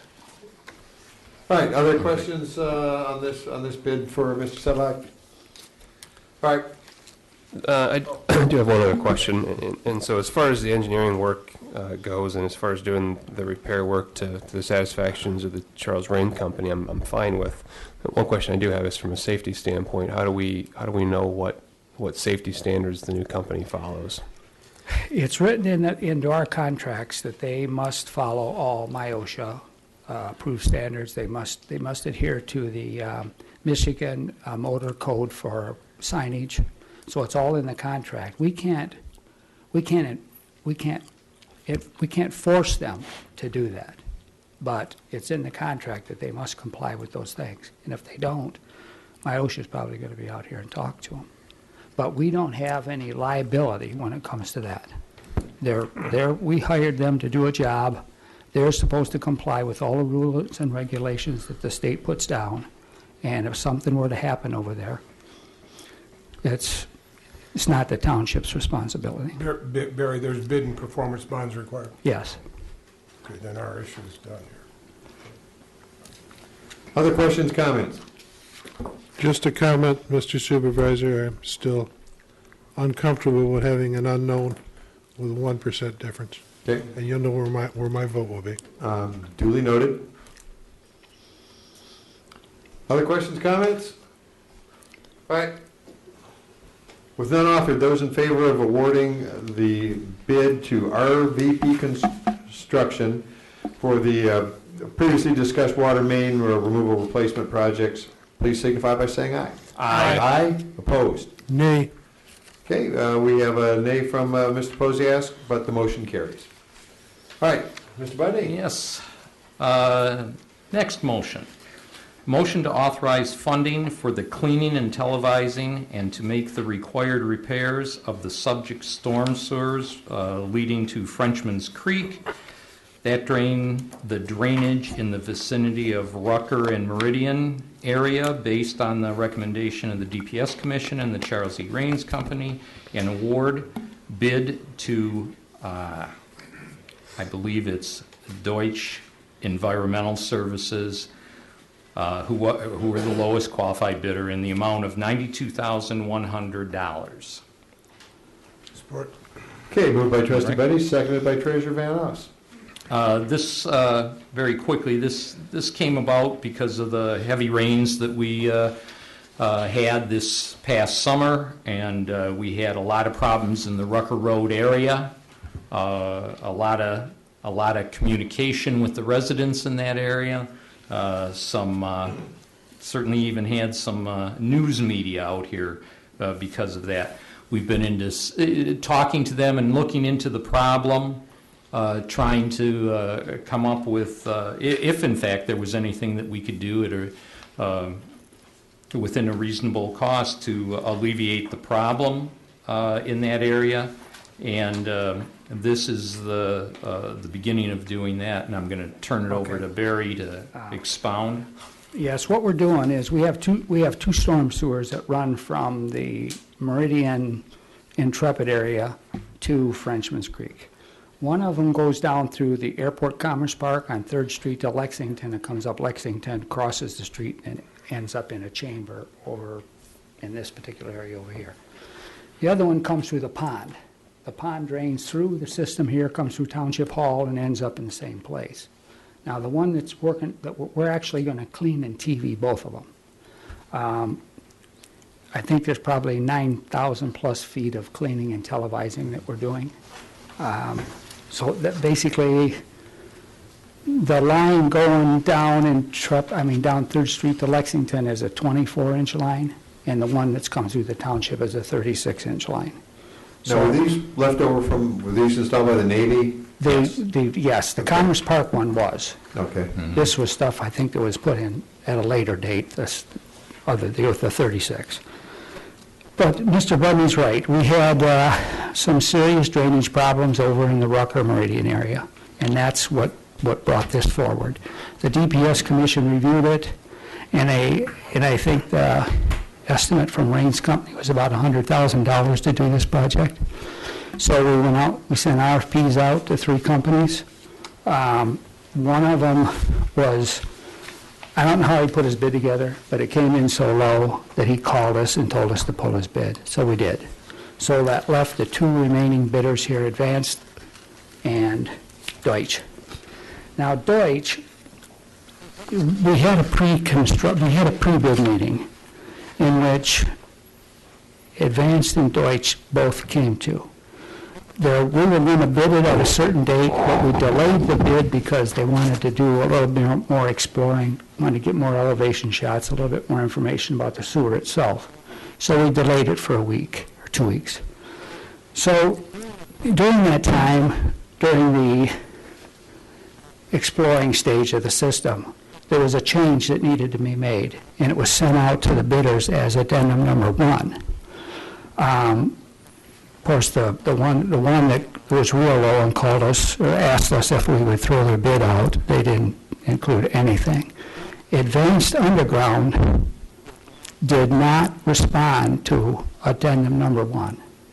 And that's the reason that you'll see that Advanced is lower than Deutsch. Big price delta between the two. And we did everything that was sent to them, they received it, but when they turned in their bid, they did not respond to it. So their bid is technically unresponsive. So Deutsch is the only qualified bidder in this particular case. They're within the budget. Deutsch, I can tell you, Wally probably can too. I've worked with Deutsch on different jobs for probably 25 years, and they know what they're doing. So that's why if you'll see Raines' recommendation to go with Deutsch. Excuse me, this then becomes a single source? We only had 1 bidder respond?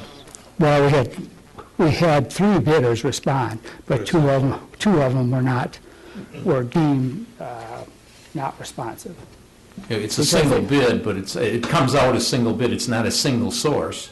No. I don't think, Ted. I think Yeah. it's a single bid. I've got another question. When the last conversation we had with Raines Company, they said that during their investigation, they found some of these pipes that were clean and nothing in them, no traffic through them. That's right. And is that considered in these bids? Yes, that was eliminated from the project. From the line that comes down and goes through Commerce Park and ends up at the manhole before it goes into Frenchman's Creek, there's a siphon in that manhole. And due to their checking the manholes and the lines and everything south of that siphon is clean, which I would expect it to be. But everything from the siphon back toward Rucker Road needs to be cleaned and TV'd. So they eliminated that portion of it. All right. Now, I guess my last comment, it's only a comment, I think it's important that this board understands that we do not know whether this is going to resolve those issues on Lake and Rucker. That's correct. And no, we're not making any statements that would indicate, all we know for sure is that we don't know what the condition of those lines are.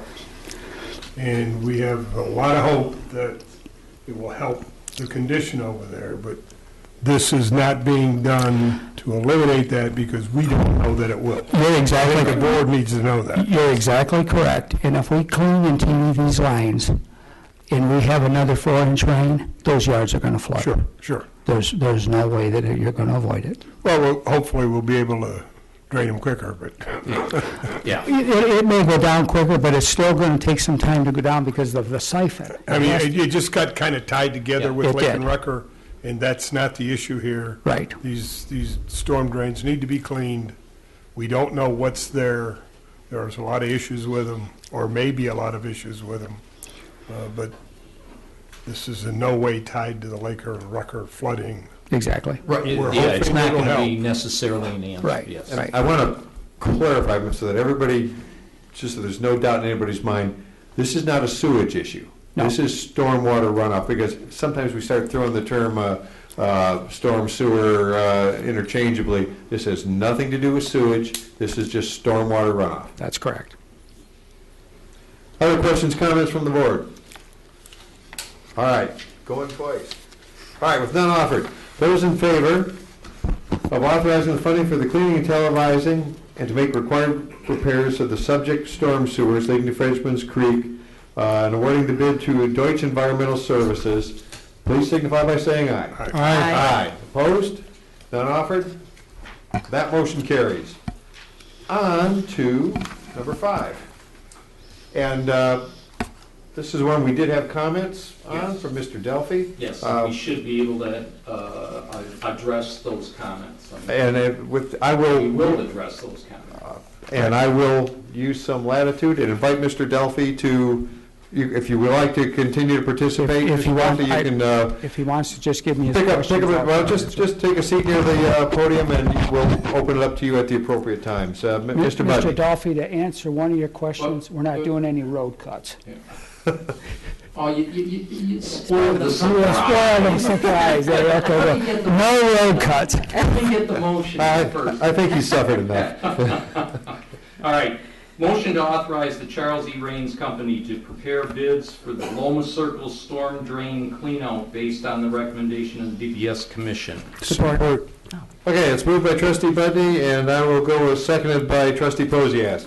Background, or do you want to just turn it over? Well, to- you spoiled the surprise, so you go on, We'll Barry. we'll turn it over to Mr. Sedlock, and hopefully all the questions will be answered. Mr. Sedlock. Over on Lone Circle, and the address was 10,200. There again, during the July heavy rains and the flooding, this gentleman got water that flooded his backyard. And he came to the commission, and the commission authorized Raines to go out there and do some surveying and some topo work to determine what we could do with this water. And that's basically what we have here. And what's going to happen, Mr. Dolphy, is there was a swale back here. And this is in the back of the properties on Loma and Hawthorne's right here. Is So there it's any coming way you up can from- project that onto the overhead? Let me see So what I that can we do. can all follow?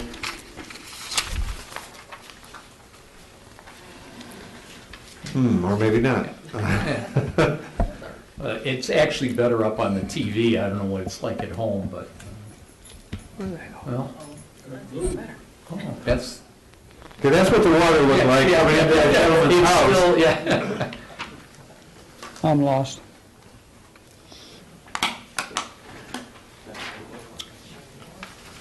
Okay. You're back.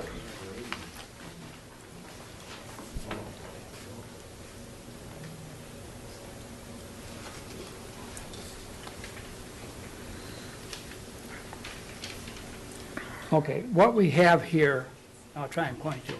This is basically Loma Circle, right here. So at 10,200, which is this address right here, in the back of his property is where he collected water. Now, he does have some drainage that comes through his backyard, comes down between the two houses here, and drains into a road ditch that eventually goes to the low spot on the east. through rains coming out and checking everything. These arrows right here, there's a little bit of a swale back there. Would you try that remote mic and see if, because I'm sure the folks at home and probably most of the audience, it's, Is that better? No? nope. Well, seemed like a good idea. There's two on switches. Well, it says low battery. So I think we're done. Okay, I'll try and, in the back where you see the arrows, that actually is near the property line of the residents on Loma and Hawthorne and Glen. Now, years ago, there was a swale that run through there, but there again, over the years, it's kind of filled up.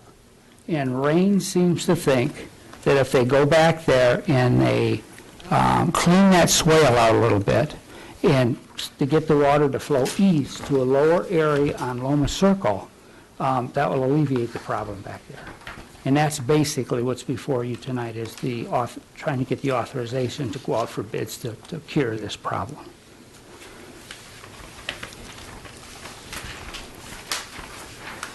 Yeah, questions, Cal? I was just going to, just to a little amplify a little bit, they're proposing to regrade and deepen to 12 to 18 inches for about 400 feet. That's correct. So basically what's happened with that, growth has come in and it's stopping the water from flowing. Over the years, the swale that was there just gradually filled up.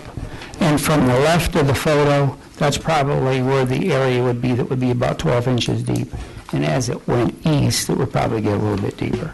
And then further east, there's a ravine there. So once they get that water to the east where those arrows are, it's gone. So it's more than seems to think. It's right. I said it's a little more than seems to think. Like pretty well convinced? Yeah. Like he's pretty sure that's going to do the trick. Rain seems to think so. Yep, we're back to seems to Seems to think. think, yeah. I don't see a lot of confidence in you, Barry.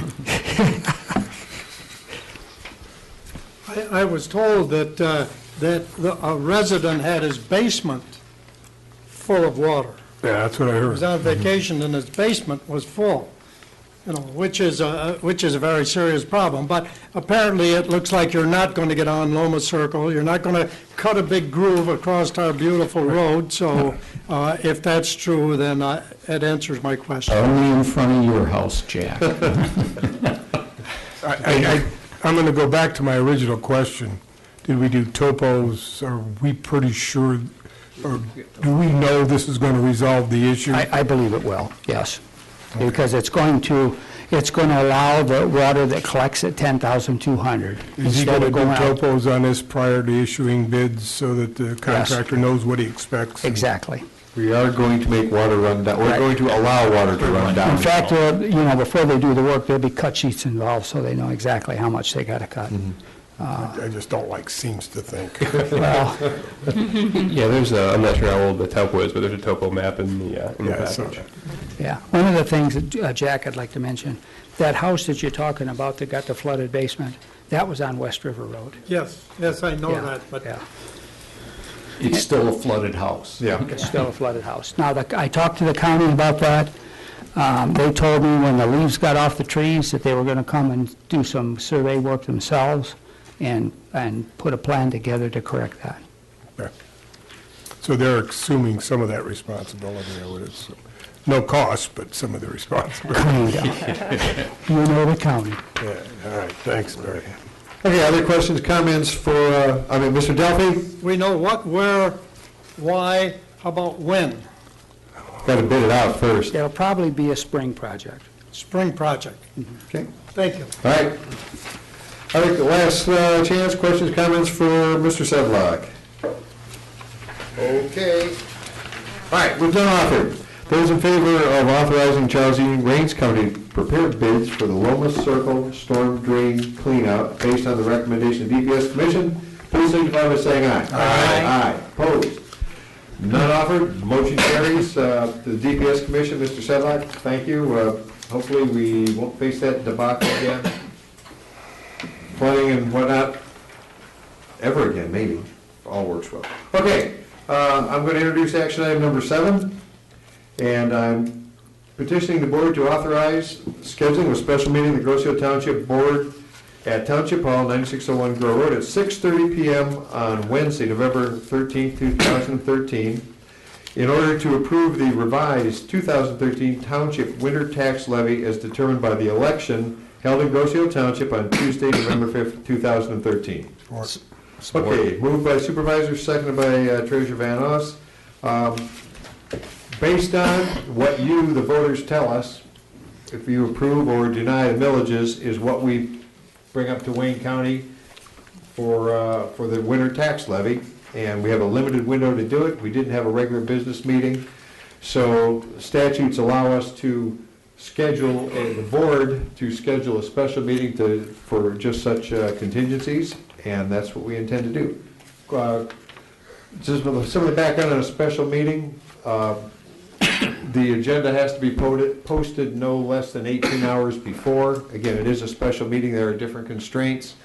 If we can only conduct that business, which is published on the agenda, unless all board members are present, and it looks like there are some scheduling conflicts. So what will go on that agenda is most likely all that will be on that agenda. And we can, this will not be a full-blown business meeting. We just this business has to be done and probably approve a check register. Questions, comments from the board? Simple stuff. Those in favor of authorizing a special meeting of the Grosse Township Board of Trustees on November 13th at 6:30 PM, please signify by saying aye. Aye. Opposed? None offered. The meeting is so scheduled. That will conclude our action items this evening.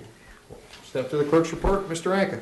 Mr. Supervisor, so I just want to point out to the community's attention that there is a documentary that's being shown on GI Public TV that's been put together by members of the Police Commission and the Police Department. And before I go too much further, special thanks to Carl and Bob from the Police Commission for a lot of work, as well as a lot of members from the Police Department as well. So the documentary documents a century of service and really the growth of the Grosse Police Department with the growth of the community from 1914 to 2014, which was will represent the 100 years of the police department. So it's being shown 6 times a day on GITV, 2 a.m. and 5 a.m., 10 a.m. at 1:30 p.m., 6 p.m., and 9 p.m.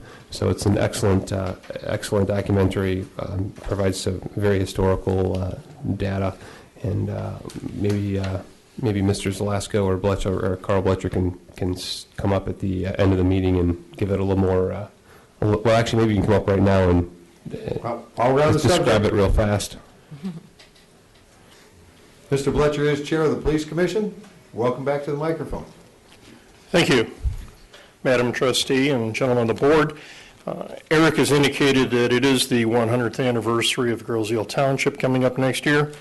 The preview that we had for the showing that's on cable now occurred last Monday, and we had an outstanding participation. We invited all the members of the Township Board, the Communications Commission, the Police Commission, the 4 people that were interviewed as part of the cable program, and it was exciting, it was interesting, it was very informative.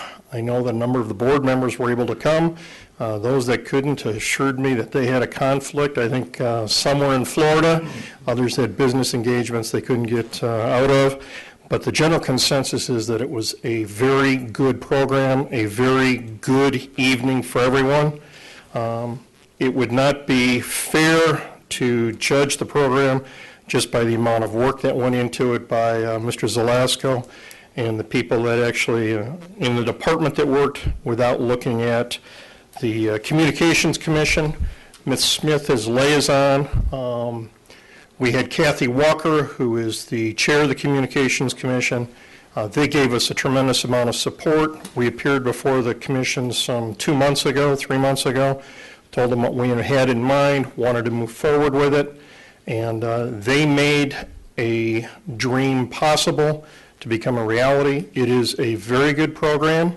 It is something I encourage every member of the township every citizen in the township to take a look at and understand. It is the philosophy of the Police Commission that good law enforcement is a relationship between the department and the community. We benefit when the community gets to know us. And this history, combined with a number of shorts focusing on various aspects of the job, is very important. Two that are on the air right now involve Ken Pelland and the DARE program, as well as Julie Cordes and the animal control officer work that she does. They're really very good. We're going to follow that up with a series of other shorts. Regarding the documentary itself, it starts out with 4 constables that we had almost 100 years ago when Groseal became a separate political subdivision. And we lead through Prohibition and all the way up to today. You actually have a virtual tour of the police department. You have a virtual tour of the front seat of the police car for a change. And you have an opportunity to meet the chief and get a chance to see some of the people that are working there. It is really very good. Most importantly, we want to thank Ted Fournier. Ted did a terrific job, and I think anybody who sees that program will look at it and say, gosh, this is really good. When you think of that, think of Ted Fournier, think of Miss Smith, and think of Miss Walker. The program was also covered with the Groseal camera. Lena Casus, who's sitting in the back, did a great article for us. Review the article, take a look at it. It was in last week's EO Camera. Eric is right about the times. Take the time to watch it. It's about 52 minutes, and then the shorts that are accompanying it run for about 7 or 8 minutes. But again, thank you for your support for the Communications Commission, Kathy Walker, Lauren Smith, and most importantly, Ted Fournier. He did an awesome job. Thank you very much. Thanks. Carl, if I can give you an idea for another short, if it's not already on your short list of shorts to do, maybe covering the women's involvement in the police department. I think that would be very timely. When I first got on the police commission a number of years ago, we were not getting very many applications for positions within a department. We've had very limited number of ladies that have applied as a patrol officer position. I will tell you that the people that we have there right now that happen to be women are awesome. Mm-hmm. They really are. There's some things I wished I could tell the board and could certainly tell the community as a whole, but they do a great job. And some of the things that they've done, quite frankly, have gone above and beyond anything I would have expected. And their response is not only professional, it's human, it's compassionate. If you see the short with Julie Cordes, it's eye-popping. She's really good. And anybody who walks out of there having seen that has said consistently, wow, what a great job. Thank goodness for Tails. Thank goodness for us being able to see what the police department does, what all of these people do. We wish that more of our people were less camera shy. I will tell you, it is very difficult sitting there doing it and then watching yourself on television. It's ugly in some respects. But from a very personal standpoint, all of the men and women do a terrific job. I think that the ladies certainly have overcome an awful lot in terms of the last 30 and 40 years. The bar is high, and they meet all our expectations, as does everyone in the department. Does anybody have any questions? If not, thank you very much. Tune in, watch us, and come learn what the police department does. Thanks, Carl. Thanks, Carl. Thanks, Carl. Okay, to wrap up the clerk's report, a couple more things here. That next Tuesday primarily is Election Day. So absentee ballots are still available for people who are 60 years or older who expect to be absent from the community the entire time the polls are open, have been appointed as an election inspector, or cannot attend the polls due to religious tenets, or are incarcerated in jail awaiting trial. You can request an absentee ballot by application by phone, by email, in person, or you can also print one off of the Groseal.com website.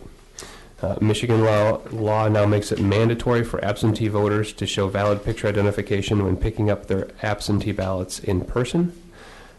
We do have sample ballots available at the clerk's office as well as online at Groseal.com if you want to read the ballot or the ballot language before you get into the voting booth. Election Day is the 5th of November. Polls open at 7 o'clock and close at 8 p.m. The deadline to request an absentee ballot by mail is Saturday, November 2nd, this Saturday at 2 p.m. And note that the clerk's office will be open this Saturday from 9 a.m. until 2 p.m. Voters may obtain and vote their absentee ballot on Monday, November 4th in the clerk's office until 4 p.m. Ballots may not be taken out of the office on this day. Absentee ballots must be returned to the clerk's office by 8 p.m. on Election Day in order to be counted. The absentee ballot counting board meets on Election Day to begin counting all returned and voted ballots. Votes will be tabulated and reported as soon as possible after the polls close.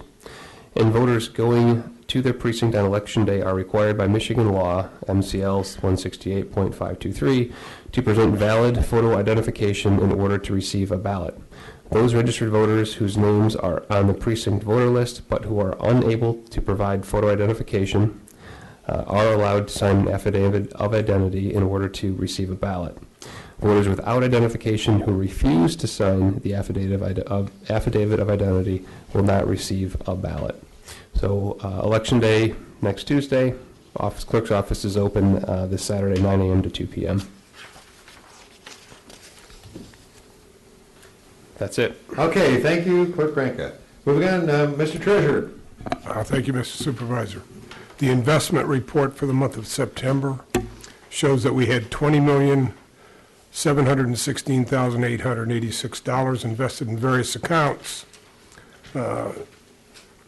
These accounts generated $5,037.60 in interest, which is probably the most important part because the $20 million is prior to our disbursements to county and schools, so that number will be reflected closer to what our balance is at the end of, or this October's report.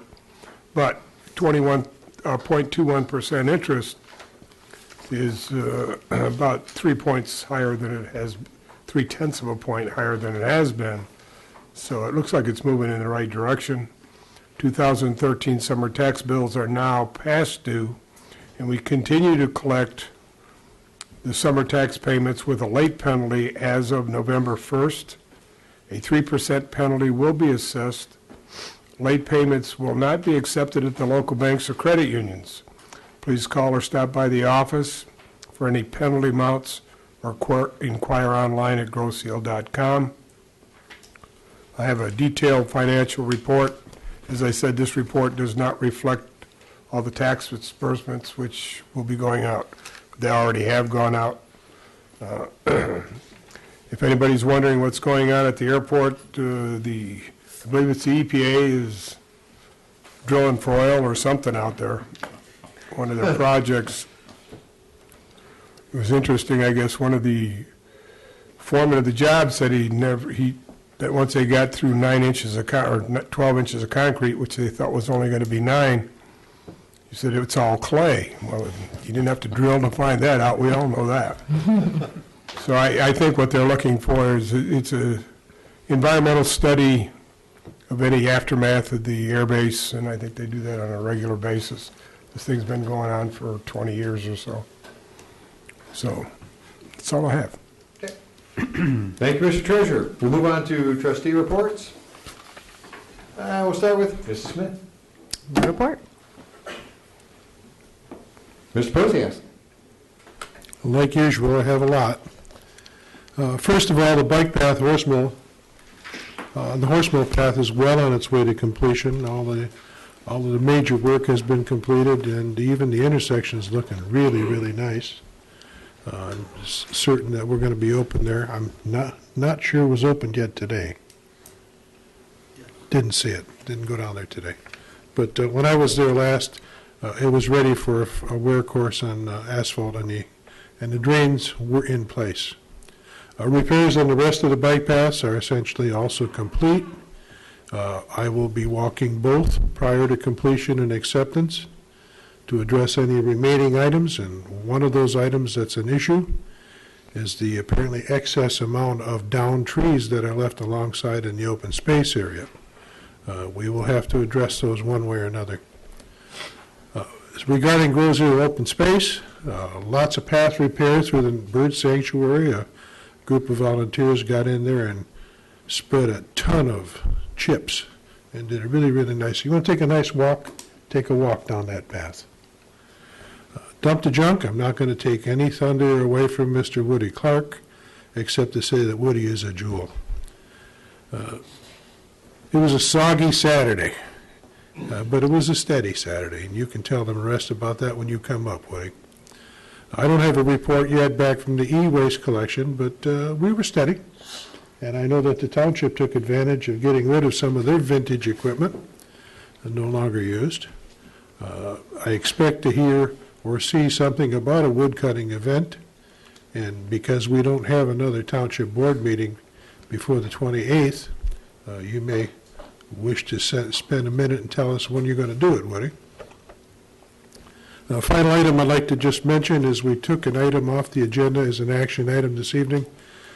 We're not ready yet to make that final presentation about the water fountain, but I believe we'll be back at the next board meeting on the 25th. It's the intention of the committee to not want to lose this generous donation offered by the Island Roadrunners.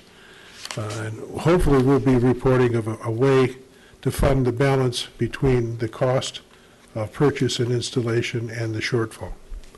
Shortfall is going to be somewhere between $3,000 and $4,000, and there's a lot of possibilities being bounced around. One of those possibilities may be the sale of memorial bricks or some other revenue sources to make up for the shortfall. Anyone who's out there wishing to donate, assist, or buy a brick can see me or anybody at the Bike Path Commission. The memorial bricks will be engraved with whatever you wish on it, and they'll be set around the fountain, should this all work out. But we'll be back to you at the next board meeting. Under my report. Okay. Thank you, Mr. Posias. Mr. Bundy. Thank you, Mr. Supervisor. Very quickly, the next DPS meeting is Tuesday, November 12th. The next ZBA meeting is Tuesday, November 26th. As you have driven around the island, you might have noticed some of the DPS road projects have been completed. East River at Church being probably the most noticeable. It appears to be a nice job, and hopefully we'll take care of our problem of collecting water as we get every winter, especially. Also, East River and Stout, East River and Island Boulevard, and East River and Ferry. Along with that, if you by the post office, you'll notice the Playscape Road has been redone, as well as a little stretch of Meridian at Hawthorne Glen. And just on a personal note, I want to congratulate the Gyra freshman football team, and especially my grandson, Caden Ashelman, for an outstanding season. Thank you. All right, thank you, Mr. Bundy. Mr. Modesto. Mr. Supervisor, I'd just like to say that if anybody's noticed some construction taking place up at Water's Edge, the concrete has been laid for the inline ice skating rink. It will not be open for ice skating this coming winter, based on the fact that a pour that large needs time to cure and to settle naturally without any weight on it. So there will not be ice skating on that rink this coming winter. But bear with us. By spring, hopefully we'll be able to open it up for the inline skating, and then next winter there will be ice skating. But take a look at it if you get a chance to get up there. And thank you, Tim. Tim's put a lot of heart into that project, and it's still got a little way to go. Hopefully we'll be able to finish it off without too much more delay. Thanks, Tim. And that'll do it. Okay, thank you, Mr. Modesto. Let's move on to my supervisor's report. Bear with me, I've got just a whole bunch of, kind of all over the page. I'll have to try to present this as some kind of cogent order. Some admin stuff first. Grosvenor Township offices will be closed on Monday, November 11th, Veterans Day holiday. Of course, we'll open again for business 8 o'clock on Tuesday morning. We have State Senator Patrick Cole Beck, Republican and based out of Canton, will be at the Grosse Township offices in the first floor conference room from 9 to 10 a.m. on November 1st to speak with constituents. Let's see, they wanted to include district office hours, provide residents with the opportunity to meet with a senator or a member of his staff to address issues related to state government. No appointment is necessary. I communicate with Mr. Colbeck regularly.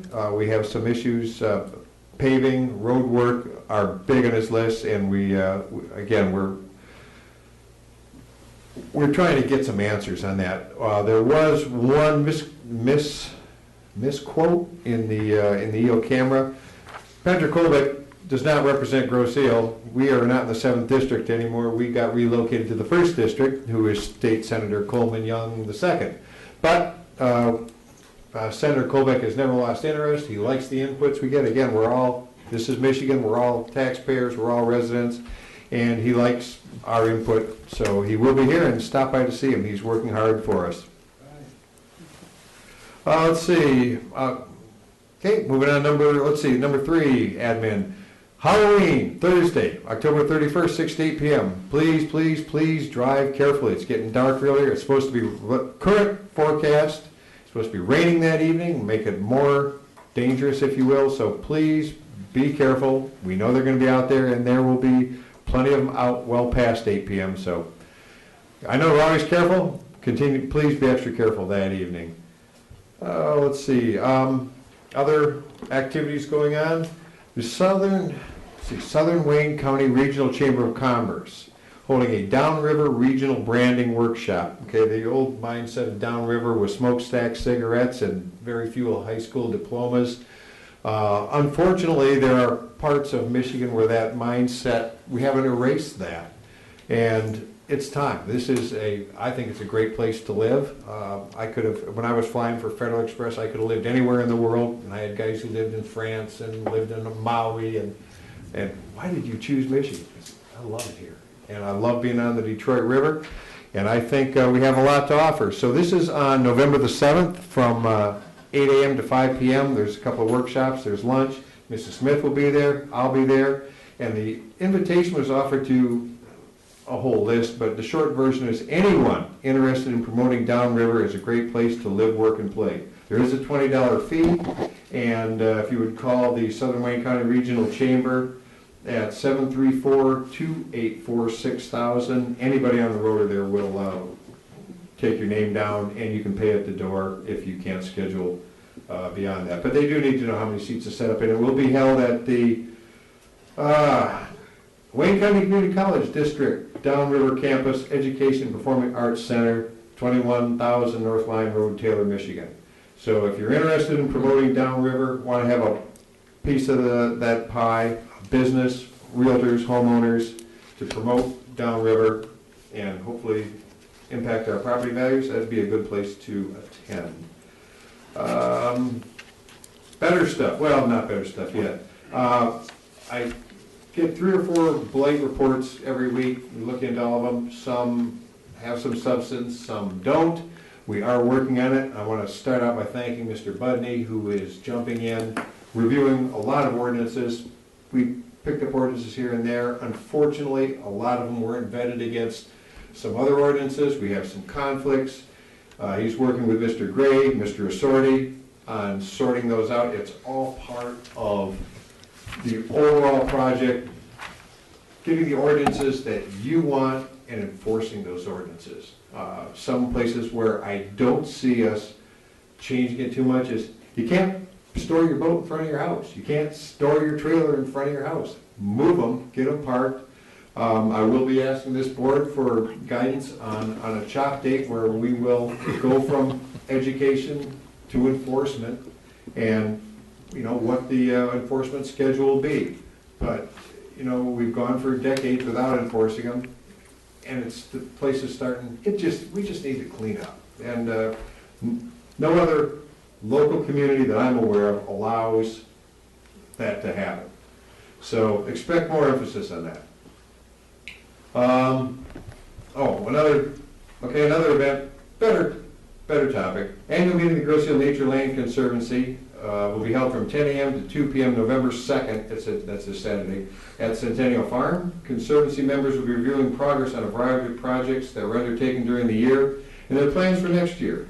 All Grosse Ile residents are invited to attend. A continental breakfast will be available. Our guest speaker will be Mrs. Tammy Travis Taylor, current president of the Grosse Ile Historical Society, and her talk will be from the Nike site to Hennepin Point, the history of protected lands on Grosse Ile. I consider it a success story, the remediation of the Nike site. Now it's pretty much an open meadow. Flowers and birds, it's kind of neat. Supervisor safety tips. We've got the, let's see, from the state of Michigan, and my stack of stuff here somewhere. MDOT press release. Reported deer crashes are up every October and November, and we're right in the middle of that. And just this report, 146 vehicle deer crashes occur every day in Michigan. 2011, 53,592 reported crashes, resulting in 1,464 injuries and 8 deaths. And again, many crashes go unreported, so actual numbers are definitely going to be much higher.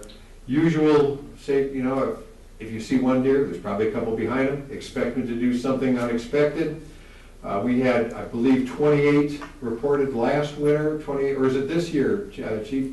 28 deer car crashes this year? Last year. That was last year. Those were reported, probably double that overall. The rut is going to be starting in a couple of weeks. They're going to be acting real goofy. They're going to be running all over the place. It gets dark early. Just be careful. Okay, I'll get to the good stuff later, but I get, seems like every week, I get a request from some organization that wants me to petition the board to have as an action item proclamation of this, that, or the next Heritage, Awareness, or whatever month. And this letter was from the Society of Daughters of the American Revolution, promote, I gotta get her exact words, American Indian Heritage Month. We could do this every other week. My policy, unless I'm overruled by the board, is I will not promote awareness of any organization, group based on race, creed, color, or gender. I will, of course, support performance, recognizing a job well done by a person or groups of persons, but just to recognize a heritage, awareness, whatever month, just because of an accident or birth, the township, I think, has better things to put its faith and credit behind. If you're unhappy with that, you can reach me, and if the board feels differently, they can certainly overrule me. Good stuff. Okay, let's see, and Mrs. Walker used to be in charge of this. She may straighten me out. The Christmas Boutique is opening the first weekend in December at the Grosse Ile Historical Society in the Customs House.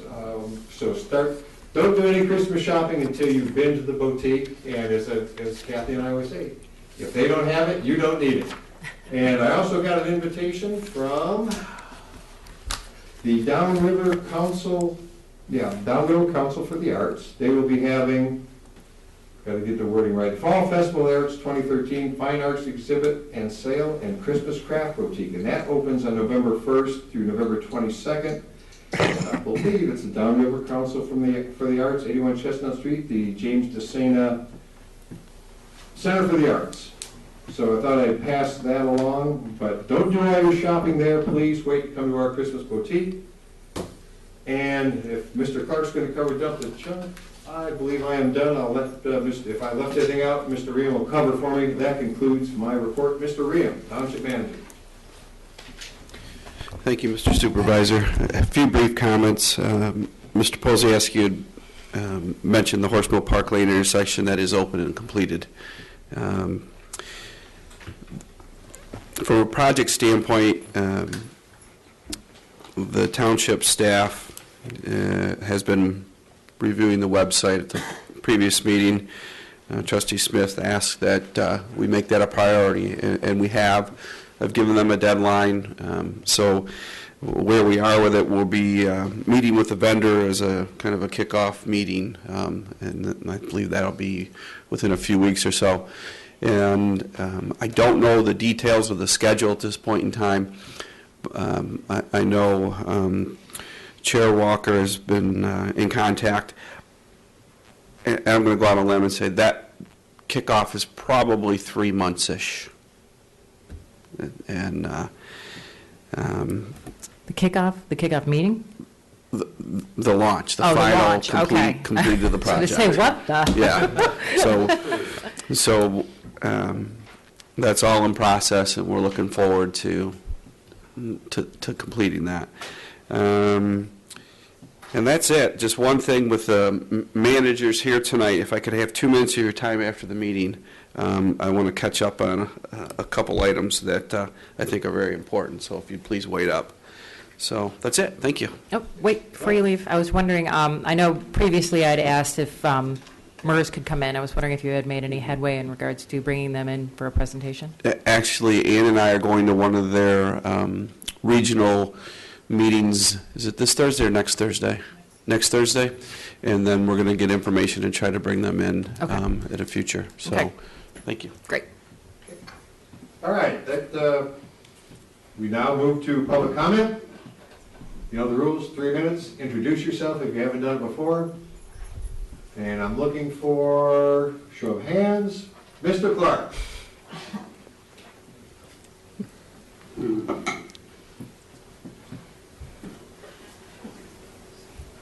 Let's start up with legal fees. Oh, Woody Clark, Parkland, okay. Legal fees on the warrant list dated 10/24/2013 to O'Reilly Mancilio in the amount of $4,303. And which one is that one? Our Township Attorney General Attorney. Okay, it's not for the other thing? Okay. All right. Somebody called me, and I also noticed it myself. Some people aren't picking up their dog doo-doo, and it'd be nice, and there are not all women out there dog doing, so somebody's not picking it up. Some people aren't picking their own dog. Particular location or general? I see it around Church Road to West Shore. Okay. I see it there. Somebody said it's south. I think around the walk. I guess I was asking, there's one place more than others if there's like. I think sometimes they say the walk from along the school to the back here, maybe. Okay. We do have an ordinance that covers that. I think it's a MCI. There's a possible fine involved. So, but please, it's common courtesy. Clean up after your pet. Yeah.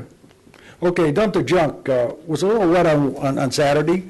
We still had a lot of people come. A lot of people dropped stuff up. A lot of people picked up the stuff. A lot of people brought their electronic stuff. They kept on bringing it and bringing it. And Sunday was better, and they brought some more. Now, on the dump the junk, we did a little something different this year. We held for the metal, and we collected the metal, and we're going to give the money to Groseville Fire Department Goodfellows. So come on up here, Duncan, get the cash. Oh, cash. They want to wake you up. It's not a lot of money, but it's money. Thanks, Woody. Okay, man.